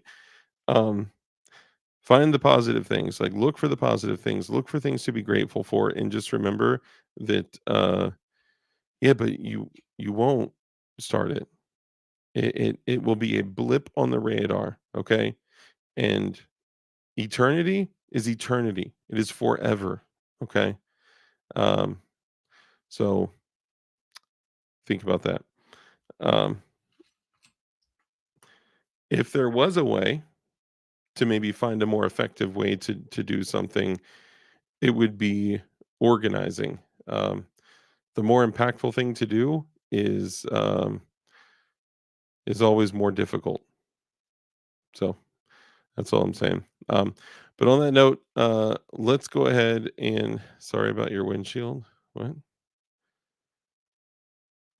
Hold on. I think I missed something. Let's see. Civil conflict will be absolute hell, much worse than last time. But when it happens, it happens. Yeah. And I believe it will. And I think if anything, we will all be begging, like pleading, saying, "Man, I wish I had more time." Flying Rich, what mags have you ran in your AP5? Any luck with KCI mags? So I know that was towards Rich, but I'll answer what I'm rocking.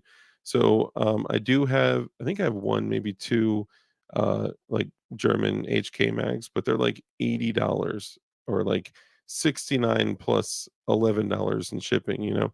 Um, I do have one or two HK mags. Um, and then I also rock the MKE mags that honestly, the MKE mags, holding them literally right next to the German HK mags, they're almost exactly identical in every single way. The KCI mags feel a little bit cheaper, but I know people that run them, and from what I hear, they run like a champ. Like Come Out in PLA says he runs the KCI mags like a champ. I just wouldn't go to any of the polymer mags for me personally. But apparently Magpul was coming out with an MP5 mag, uh, like a 40 rounder or something. You guys know anything about that? We got Risky in the building. What? Did I miss Risky? Um Oh, risky, yes, better than sitting around talking and doing nothing. Yeah, I'm just saying you gotta do you, man. Waiting list for glowy weapon lights is live. Oh, hell yes. So I need one of each. I need the glowy weapon mounted light. This is the blue LED that I mean, what do you think, Goombeam? When you look at like how the distance of how far those things reach out, how far you could stretch out and reach out and touch to identify a target. Like how far do you think you could reach out with the blue LEDs? But I definitely need the EDC, the pistol light, and the weapon mounted light, the rifle light. That thing, like I need one of each. I know that's a lot to ask for, but whatever. I'll pay for whatever I need to. Um, Look, Murphy's Law, don't do anything crazy or stupid, bro. It's not worth it. And if it is time to do something crazy or stupid, then if one were to choose to do that, then do something crazy and stupid in a very smart way, but also don't do anything at all. Okay. Um, it'll be unheard and it'll be fuel and ammunition for the side that's driving you to feel this way. So, um, they are blue V1 Max Candela, hundreds of yards easily. Damn. Now these are different color blue light, man. They are like the brightest spectrum of light that you could possibly have. It's insanity. Um, if literally 1/10 of the gunners with NFA items and ones to a life support, the NFA would be already. Oh, I know for sure. But no one's gonna do nothing. I just checked Red Dawn. I don't have. Hold on, sorry. A retail location, King, but we can for sure set something up. Okay, cool. Well, I'll let you guys get back to your night span, and we'll wrap up here. And if you've never been here for the end of one of the videos, stick around because we go through a cool little thing at the end.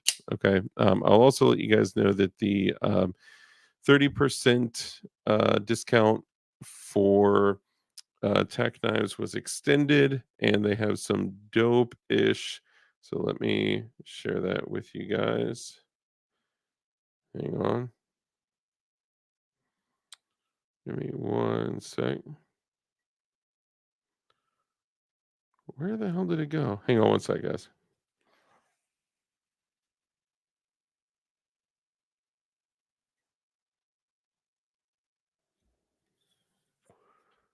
Okay.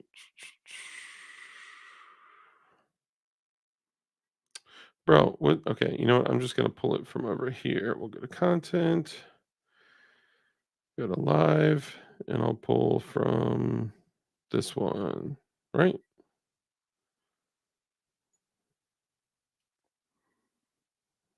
Okay, so it's 30% off, and if I can get the mofo link, bro, why won't you let me do this? Okay. Dark Knives. I actually posted it on my IG story too. So if you guys want like a one-click thing, then you can do that. Here is this. Boom. There's the link, and let me see my. I think I'm gonna have to click on my story, bro. Is it that bad? Yes, it's that bad. Okay, 30% off site-wide sale. Coupon code is 2024. So 2024 with orders of $100, oh, dang it, come on. With orders of $100, you get a free random full-size box cutter. So this is like the box cutter OTF, but this is actually a full-size OTF size. So it's like swoop, it's like this size, but when you open it, instead of being a blade, it's a box cutter with a replaceable blade. Um, if you guys in the past had seen, usually code dark gets you 20% off, but if you use the link that I just dropped in chat and use code 2024, that gives you 30% off and it supports the channel. Usually the box cutter ones are these small little guys, and you got a replaceable blade right there, and it's just cool as hell to, like, this is the OTF knife that I use the most of, and it's also the knife that people purchase the most because it's, when it comes time to when you wear out the blade, swoop, you just take it out, and you can flip it around, use the other side, and then put that bad boy back in there, and then literally click, boom, and it's in there. So, that thing's been awesome. I use that a lot. Mine is OD green. You guys one on an upcoming stream. I'll just say that. Where is it? You may even see blue glowy ones with bayonet blades come up on a future stream. I'm just saying, what do y'all think about something like that? Hmm? Hmm? What do y'all think about something like this? An Aegis kit. I'm just saying, I'm just throwing some ideas out there, y'all. What do y'all think? What do y'all think? Okay, so there's one, two, three. Okay, so this is the Nighthawk V2. This is 154 cm steel. This is also everything qualifies for the 30% off with code 2024. I'll put the code in chat again because I'm sure chat already moved past that. Boom, boom, boom, boom, boom. Bam. Okay, so if you use that link and you use code 2024, then you'll get 30% off, and anything over $100, you get a free box cutter, but it's of the unreleased full size one, which is pretty dope. I don't even have one of those. This is the excuse me. This is the Barracuda.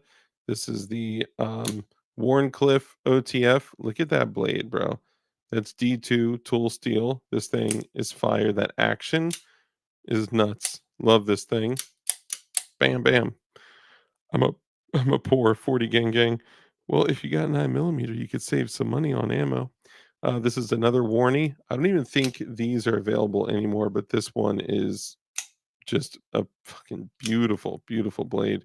That's a D2 tool steel also. And now I got this whole I found the P80 rails that fell. Hell yeah. Let's see. Yeah. There you go. One, two, three, four. So this is the little micro B hole shank. For those of you planning on going to jail, you can, take this in your B hole. I'm just kidding. Don't bring contraband into correctional facilities. But this one's also 154 cm. This is their higher quality line. So like the action on the thing is just crazy smooth. The blade is dope. Love that one. This is a lot of people kind of freaked out about this one because it's a little stubby. It kind of looks like the little Microtech one, but it's got a baby Warncliffe blade. This thing is sick. It's got a fat handle, so like it fills your hand, but it's got a baby little 2-inch blade. Um, this thing is dope, man. I like this a lot. This is 154 cm steel as well, and it's just a solid. It's like a little freaking tank, man. It's a little tank. This one's dope. So all of these are 30% off. So if something is normally like 150, you can get it for like a little over $100, and then you would get for free one of the one of the full size box cutter OTFs. I just think that's cool as hell, man. That is the one that I do use the most. I don't this one, a lot of people freak out about this one and they're like, "Oh, that's so dope." It's Karambit OTF. I don't know. It's a little less like functional to me. I like to look at I mean these are tools, right? Um so I don't know. I mean, I get the vibe with it. I mean, it's a total vibe by itself, but this one is the D2 steel. It's a little more expensive. This one is dope though. This is it's a ninja sword. This is the katana. It's got the fake cord wrap on the aluminum scales. It's got the blue hardware, which is like that titanium blue color, titanium blue glass breaker, titanium blue pocket clip with like this orangish burnt bronzish handle, and the blade on that thing is totally real Damascus. I'm just kidding. It's basically um like just lasered on. Bigger handle, that's for your second time in jail. Yes, exactly. Once you've been in for a little bit, yeah. Good thing about being poor, you don't have much to lose. Facts. Um facts. Freedom Wolf. Dude, I built some of the Freedom Wolves, if that's what you're talking about. Hold on, hold on. Hold on. Let's see if this works. Yeah, see, Crump, you're tripping. That shit's not working. Apparently, with the new Mac update, if you like do a thumbs up or like hold up your like peace two peace signs or something like that, it sends like balloons or fireworks and stuff like that. I don't know. Uh, Dark's really trying to get me to get a tack knife. Well, dude, I fucks with them hard, man. They're dope and they're priced right and they're just so beautiful and they work so well and they kind of look like certain companies that a lot of us know of. No, but they're great quality, and for the price, you can't beat them. So that's why I push them so much, man. And they support the channel, and they support me too. Well, I mean, it supports the company, and supporting the company supports the channel. I said that totally backwards, but you all know what I mean. All your tack knives broke? No. What? I thought you said you got one, or no? They did send you a second one, right?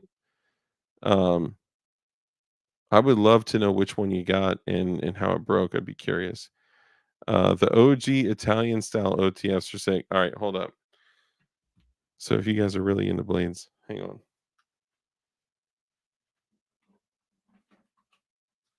So yes, you can get the Italian style stiletto OTFs, and they are, I mean, they're just like 440 carbon steel. Woo, that thing is heavy when you turn it around. 440 carbon steel, it's not like a work knife, right? But it's a cool blade. It's something that you can, keep around, the house or whatever. But I would honestly use it as like a letter opener. You could put it to work. I'm just saying I personally wouldn't choose to.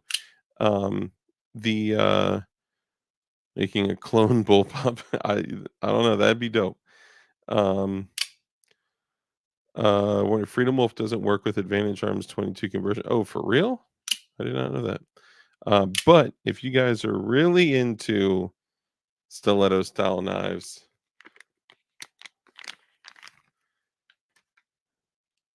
this is an actual Italian stiletto. This is an AKC. Look, I know it's not super expensive or anything, but it's like I got it for like under $100 at the time. This is the plum and chrome to match the plum and chrome AK, even though AKs and Italian swing guard stilettos have nothing in common. But here's the dopest thing about this blade. You ready?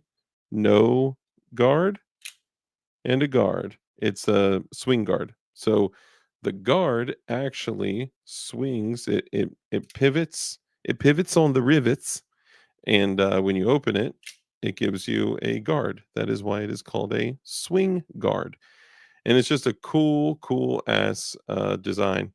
Have I ever carried this and used it other than like a letter opener and like popping price tags and opening envelopes and shit? No. And again, this is a 440C, 440 carbon steel. It's not like a super. It's not a work knife. Could you do work with it? For sure.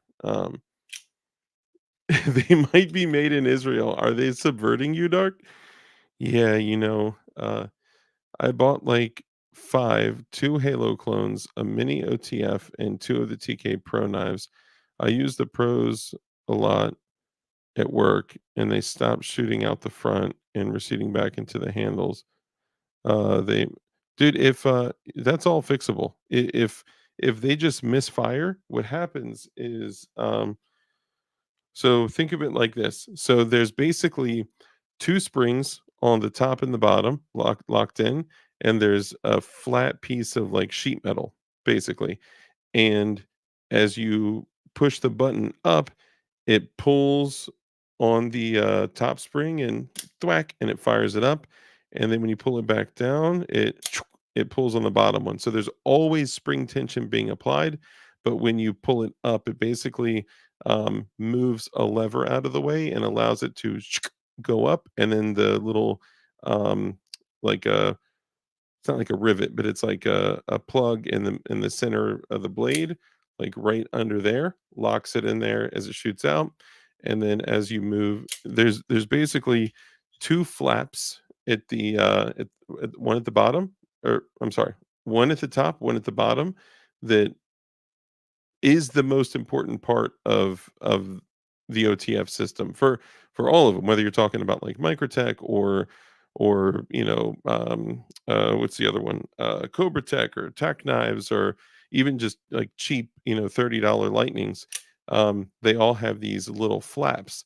Now the quality of those flaps, the quality of steel and springs and all that, that makes the biggest difference. That's why really good high quality OTFs are more expensive, because they put more money into those very, very, very small pieces. But that's also why OTF knives are extremely limited on the amount of force they can take in, out, side to side, and all that. But typically, I would say almost always, unless something breaks or a spring is totally squashed, if it misfires, you can open it up. Literally just, take the screws out, take the top piece of the aluminum scale off, and then you'll see when you open it up, it's a literal piece of like sheet metal, steel, with two springs and a little link in the middle. Usually you just need to realign those things, clean the area where the two little flaps are, realign it, put it back on, screw it back up, boom, you're good to go. You're back in action. So if you need some help, let me know. I would even be willing to jump into Discord with you and do like whatchamacallit, like a video call where I can like look at it and let you know. DLD After Dark, can I just win the giveaway for the mini samurai blade already? I don't know if I'm gonna give that one away, man. Cobra Tech Viper hidden bolster auto incoming. Hell yeah. Yeah, this one is a Cobra Tech. Um I gotta say, man, I'm impressed. I've anything that is a very fair price and very good quality, I'm game for, right? And I love what they're doing. I haven't spent as much time with the Cobra Techs that I have the tack knives, but they're about the same price, give or take, as the TK Pro line tack knives. But I'm going to spend some more time with them and see. This one is the abalone stone from Cobra Tech, and this has the abalone stone inlay in the blade and also in the fire button. It's got the blue titanium hardware with the blue titanium pocket clip and glass breaker. This one is also from Cobra Tech. This is D2 steel, and then this is also D2 steel. I do kind of wish so. This drop point, you probably can't really tell too well. This one is thinner for some reason, and I don't know if it's just because the serrations are not, but the action on these things, anyone who's making OTF knives, they literally must machine and usually hand fit the blade to scale fitment. So a lot of places are like, here at our shop, we hand fit the blade to the scales. Like you have to. That's like saying, here at our mechanic shop, we use wrenches and ratchets and well, you have to. I mean, that's all. Yes, if somebody is putting together OTF knives and not machining them to fit, then they're doing bad. Yes, they're not doing well. So, jump into Discord and show me your favorite recipe for pancakes. Let's just say I like to use erythritol as a sugar substitute. There you go. Where can I set this? I have no room.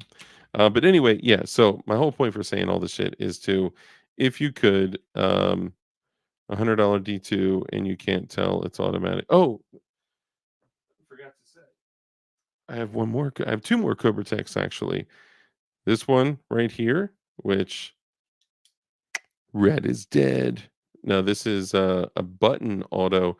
Most button autos, gotta be honest, I don't really fuck with, but this one is dope. Listen to how smooth this shit is, okay? It's just like, I mean, that thing launches out of there. It's just on beads, man. It's just like rolling. Um, super, super smooth. It's just like swoop. And yeah, I like it. The only thing is, if you're gonna do a reverse grip, okay?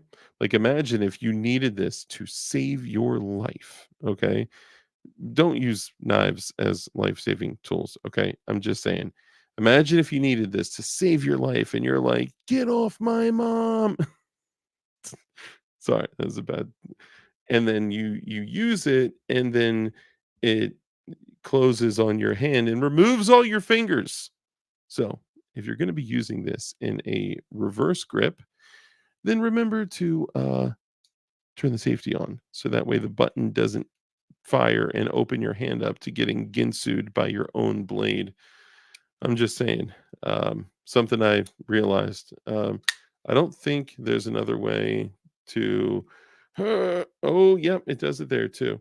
So if you're going to do any real work with it other than like opening up, just utilitarian tool stuff, um, take off the safety, fire it, put the safety back on, and then do your thing with it. That way you don't cut your fingers off. Um, let's see, like potted flashlights. Every circuit board ever is potted, or else it would just have bore open corrections all over the place. I did not know. I'm just gonna stick with a different type of blade for work. I think OTF have too many fail points to yeah, so honestly, for an OTF blade, like it's really, really tough for an OTF blade to be like a dedicated EDC tool. Um, it's almost like a play tool in addition to um, your EDC. I feel really, really under like equipped if I'm just carrying an OTF because essentially what you're looking at is I guess I have to think of something that's like similar in size to give like what would be a good I wonder if I could find something that's about the size. I mean, the only thing I could relate it to is like this blade, and it doesn't matter if we're talking about like this one or this one or this one. This one has been super solid. I put this one through the most abuse. Actually, the one I've put through the most abuse, I actually sent to a viewer recently. But so let's say damn, what can I say is a similar size? I mean, if you took like a tic tac and cut a rectangle out of it, like just cut the rounded parts off, and you were left with like a rectangular size piece, that is about the size of the two pieces of steel that completely hold your entire blade and keep it from failing. It's really crazy, like, when you open it up and you can pop up, any YouTube video, Microtex, any OTF blade and look at the inside of one, and you're like, "Bro, what?" Like, those 2 tiny little metal flaps are what is keeping me from, like, turning my, fingers into, tomato soup. It's pretty crazy. So even, like, a solid folder is like this you could hang a car from this thing. Not actually. You could probably hang like a car tire from it, but it's solid, right? Like this is not going to fail. I could literally use this to cut the hell out of everything from boxes to wood to like the blade will fail on this. The edge will fail on this before the blade or the locking mechanism does. Whereas, something like this, if I were to go out to like a log or firewood and just go just start stabbing the dog shit out of it, it's going to fail. It's going to bend those Garrett Chop. Good to see you, bro. Um, it's going to bend or break those two little tiny pieces of steel, especially for like a lot of the shitty cheap companies, the cheap OTFs. I mean, even like tack knives and a lot of these other companies that I work with, love and support. These $39.99 OTFs that even they got, like, who knows, like, if they hardened those, um, hardened the metal correctly or properly, or I don't know. That's all I'm saying. Just carry something that is just always gonna work and the lock isn't gonna fail. But yes, like things like this, they're way more likely to fail before a folder or something like that. It's just the cool factor, but there are definitely huge limitations with OTFs for sure.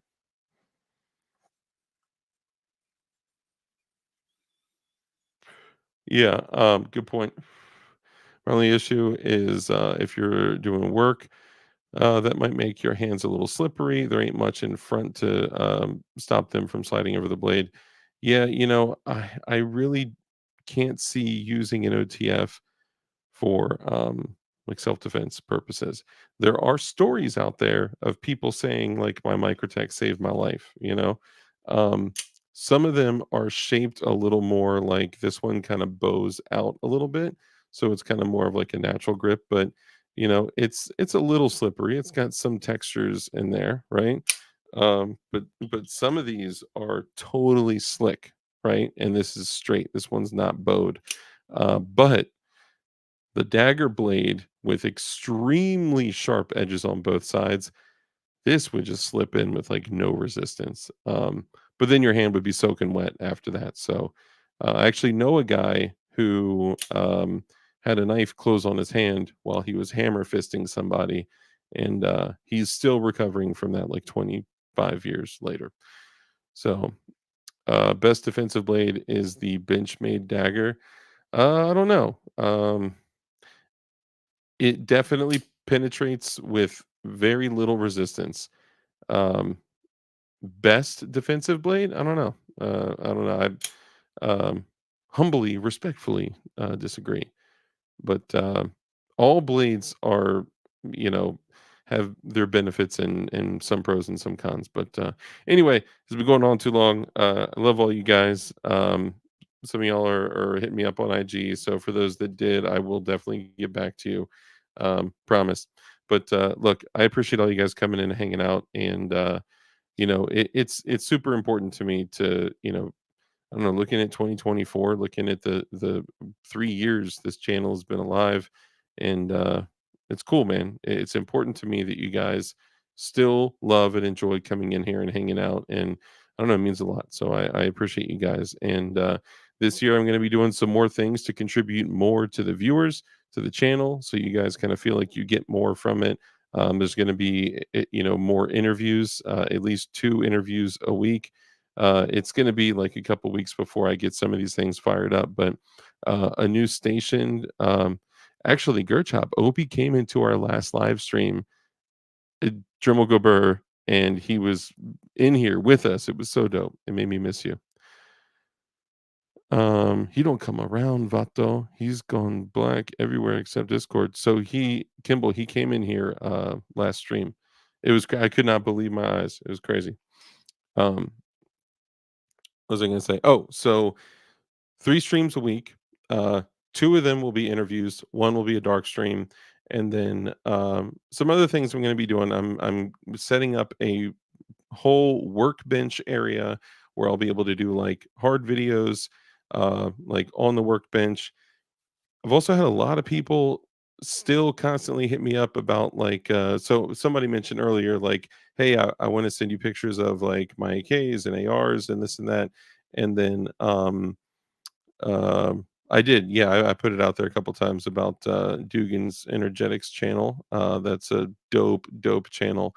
I had a bunch of people asking me to have Dugan on, and I hit him up. I sent him a message and or left him a comment rather, and I was like, "Hey, man, a bunch of people have asked that I have you on the channel. Is that something you'd be open to?" And he was just like, "Yeah, I just kind of want to keep a low profile now, but I appreciate it. Happy New Year." And I was like, "Oh, okay, cool." He responded to me. No, but yeah, no, I miss Dugan, man. He's a hell of a dude, and almost everything I learned about that category of stuff was from his beautiful mind, and the dude's just yeah, one of the most intellectual and intelligent people that I've been blessed to spend time with. He's awesome. Um, yeah, sorry. Okay, so getting back to it. So, I'm setting up a whole workbench area where I'll be able to do more stuff like that workbench related, actually doing, hard video uploads and all that, shorts, and also, like a plan and a schedule each week for releasing videos, doing live streams and all that. I'll still continue the uncensored podcast on Rumble. I'll still continue the Rumble channel and some other things that'll be changing, but for the good, for the positives. Dope ass guests. I'll ask you guys that if you guys see somebody where you're like, yo, I would love to have him on DLD, throw a message out there, throw something on Instagram or Twitter or wherever you see something and tag me in it. Be like, yo, I would love to see you on at DLD After Dark, right? That way I see it and I can hit them up and follow up. And that way I know who you guys want and I can also take action and get them on the show. Um, I'll be doing, is he though? Foo? Um, Tell me can't find you. I don't know what you're referring to. MGB, yes, I definitely have MGB back on. He's on all the time. Full Spectrum Survival. I've reached out to them a couple times. I don't think that they're down for that. Also, I've kind of made fun of them publicly. Even though I watch their videos and like cite them and I say, hey, I watched this show on this channel but I mean, I kind of bust their chops every now and then. Um, Dude, Ted Pill totally disappeared, bro. He when he hit like 900 subscribers, he was contacted by YouTube and they were like, "Hello, you're going to be coming up on 1,000 subscribers soon. We just want to let you know that you cannot enter the YouTube partner program and or we're declining your monetization." Before he even applied, bro. It's kind of crazy. That's how YouTube is. And but if I may have his phone number. I'll see if I can find a way to reach out to him. But yeah, I got no, I haven't talked to Pullinar Tactical. That would be dope. I would love to have them on. I got some other. I do. So Clint said he's willing to come on next week. So we'll see if we can confirm that because he had to reschedule a couple times. I got some other people coming on, but I just think it'd be dope as shit to have like, it two things like a little like lounge like area where I can actually have physical people, like guests, come in. Um, I know hashtag OPSEC, but also like doing streams from the workbench, like that would be fire. Doing videos from the workbench, that would be fire. So that'd be dope. I'd love to do that. There's also so many people physically in my area that are all other like YouTubers that I connect with and know. So there's no shortage of guests like getting them here in person and having like a very chill setup where people could just come in and chill. We could, you know what I mean? Like that'd be a dope vibe. So there's that. Some other stuff like more giveaways. A couple other companies I'm looking at aligning with that'll give you guys, benefits. There's some other things I'm working on improving, but 2024 is going to be the ultimate improvement of this channel, and I'm doing it all for you guys, and also to take this to the next level. And if we can spread the word and get people more focused on freedom, independence, and liberty, and guns and gun building, and all the shit that we do, then fuck yeah, right? Um, uh, no, well, I haven't heard from him exactly, but we talked recently about that Glock 43X project. But yeah, we don't talk like that anymore. For reasons and stuff. Um, Joe from After Prison Show is from Virginia. I'm not hip to that channel. I'll have to check it out. And Joner is telling me to go to bed. And remember, when I'm talking about supporting all these companies like Tech Knives, like Goonbeam, like Gideon Optics, and all these guys that take care of us, AR Takedown Tool, and all the homies. Um, Also, hit up Jonah with Big Mac because guess what? It's highly likely that he'll get you the best deal on everything. Even when it comes to if you do like OTF knives but don't want tech knives, guess what? He can get you Cobra Tech knives. I'm actually we need to talk about me carrying Cobra Tech knives. Oh my god. I didn't even tell you guys that you guys are gonna see uh what's the best way to put I'll put it like this. There's a company, and the company makes barrels for Glocks. The company makes barrels for Glocks for several companies, and those companies sell the barrels, and they're normally 99 to 149 depending on where you buy it from. And all of you know the company, and all of you buy them, and all of you know the companies that sell them, and they sell them as their barrels and all that. But so no matter what, if you buy this barrel anywhere, it's going to be 99 bucks, right? Plus shipping and all that shit. You can get Glock barrels for $39 nowadays, right? But anyway, I have a little situation that I'm working on that I am gonna have DLD branded Glock barrels, very high quality Glock barrels. And instead of like other companies marking them up to 149 when they laser their logo on there, um, I'm just gonna do what other companies do that sell them for $99. Even if they, don't laser a super cool Kimlight logo on them like I'm going to. It's just a little fun project for I don't know. I think it's cool as shit to be able to like put together a Glock and then throw a barrel in there and have it have my effing logo on there. Like, fuck yeah, you know. I was gonna do a. I have this line of stuff that I'm gonna be coming out with that is. Uh, I'll have to wait for that. But the DLD barrels are gonna be coming out, and I'll keep you guys posted on that. They're really, really good quality barrels, and I would venture to guess that if any guys out there build Glocks, um, half of you probably have at least one of these barrels from this company. Um, is T-Rex arms good? T-Rex arms um, like T-Rex arms, like sub 1 second reload T-Rex arms. Yeah, he's good. He's good at shooting, and he's good at paying people to film videos.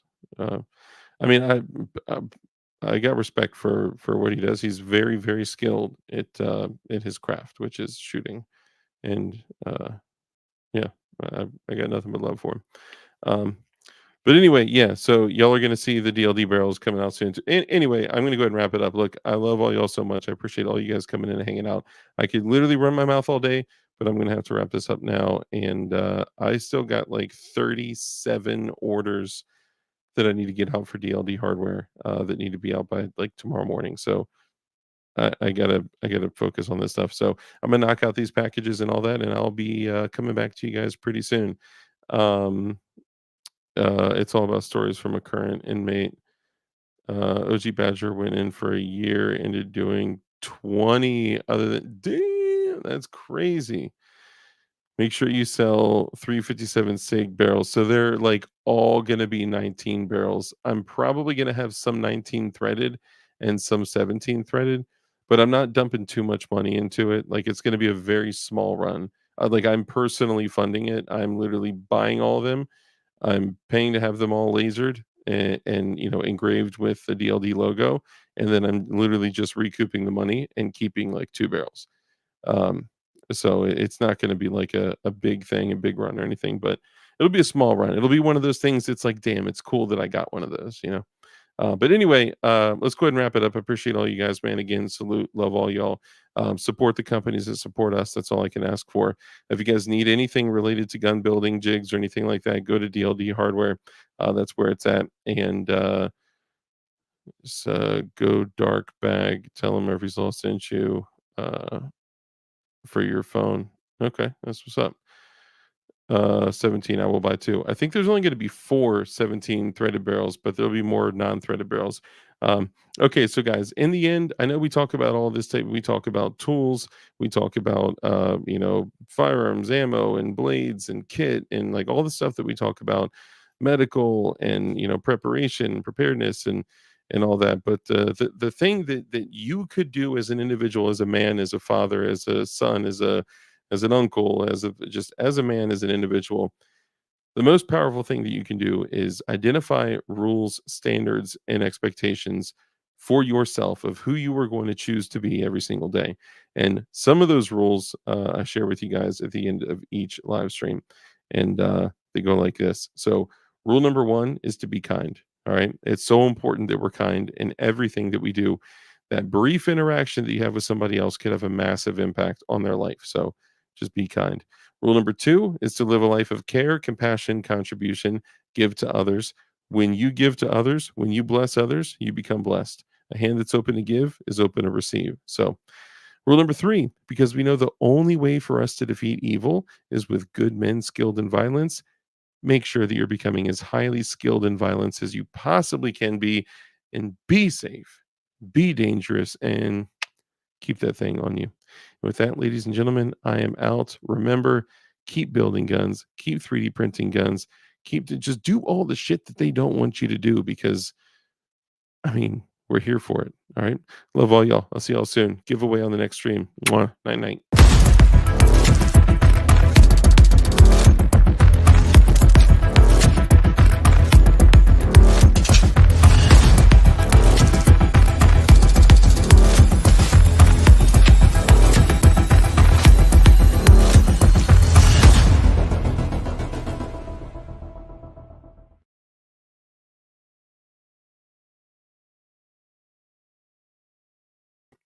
Last one to leave's the rotten egg.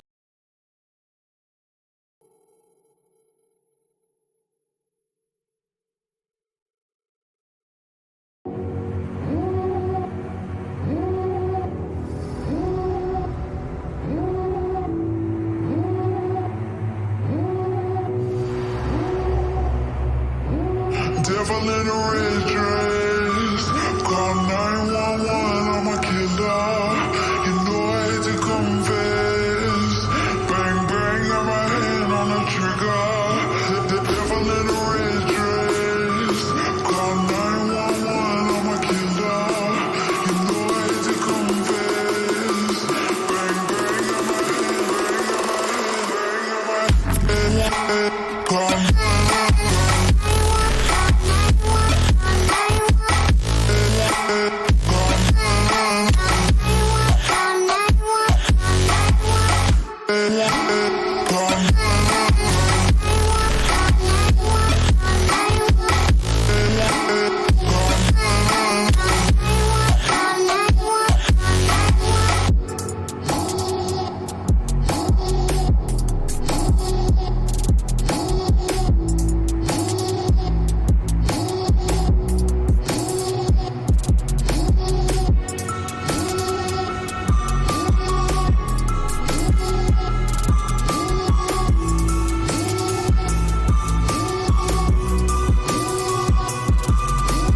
devil in a red dress. Call 911, I'm a killer. You know I hate to confess. Bang, bang. Yeah. All right, so this is like the hidden track at the end of the CD. Y'all remember that? That was back when they used to put the lyrics inside the little booklet in the CD. Um, Look, times right now are crazy. Okay, insane. All right, the reason I say be a good person, be kind, give to others, contribute to others, is because life isn't about us. Right. Right now is the time where shit may be going down, shit may be getting bad. So, what better time to get right with your family, to get right with God, get right with your God, because it seems like these are tumultuous times. I love y'all. Take it easy.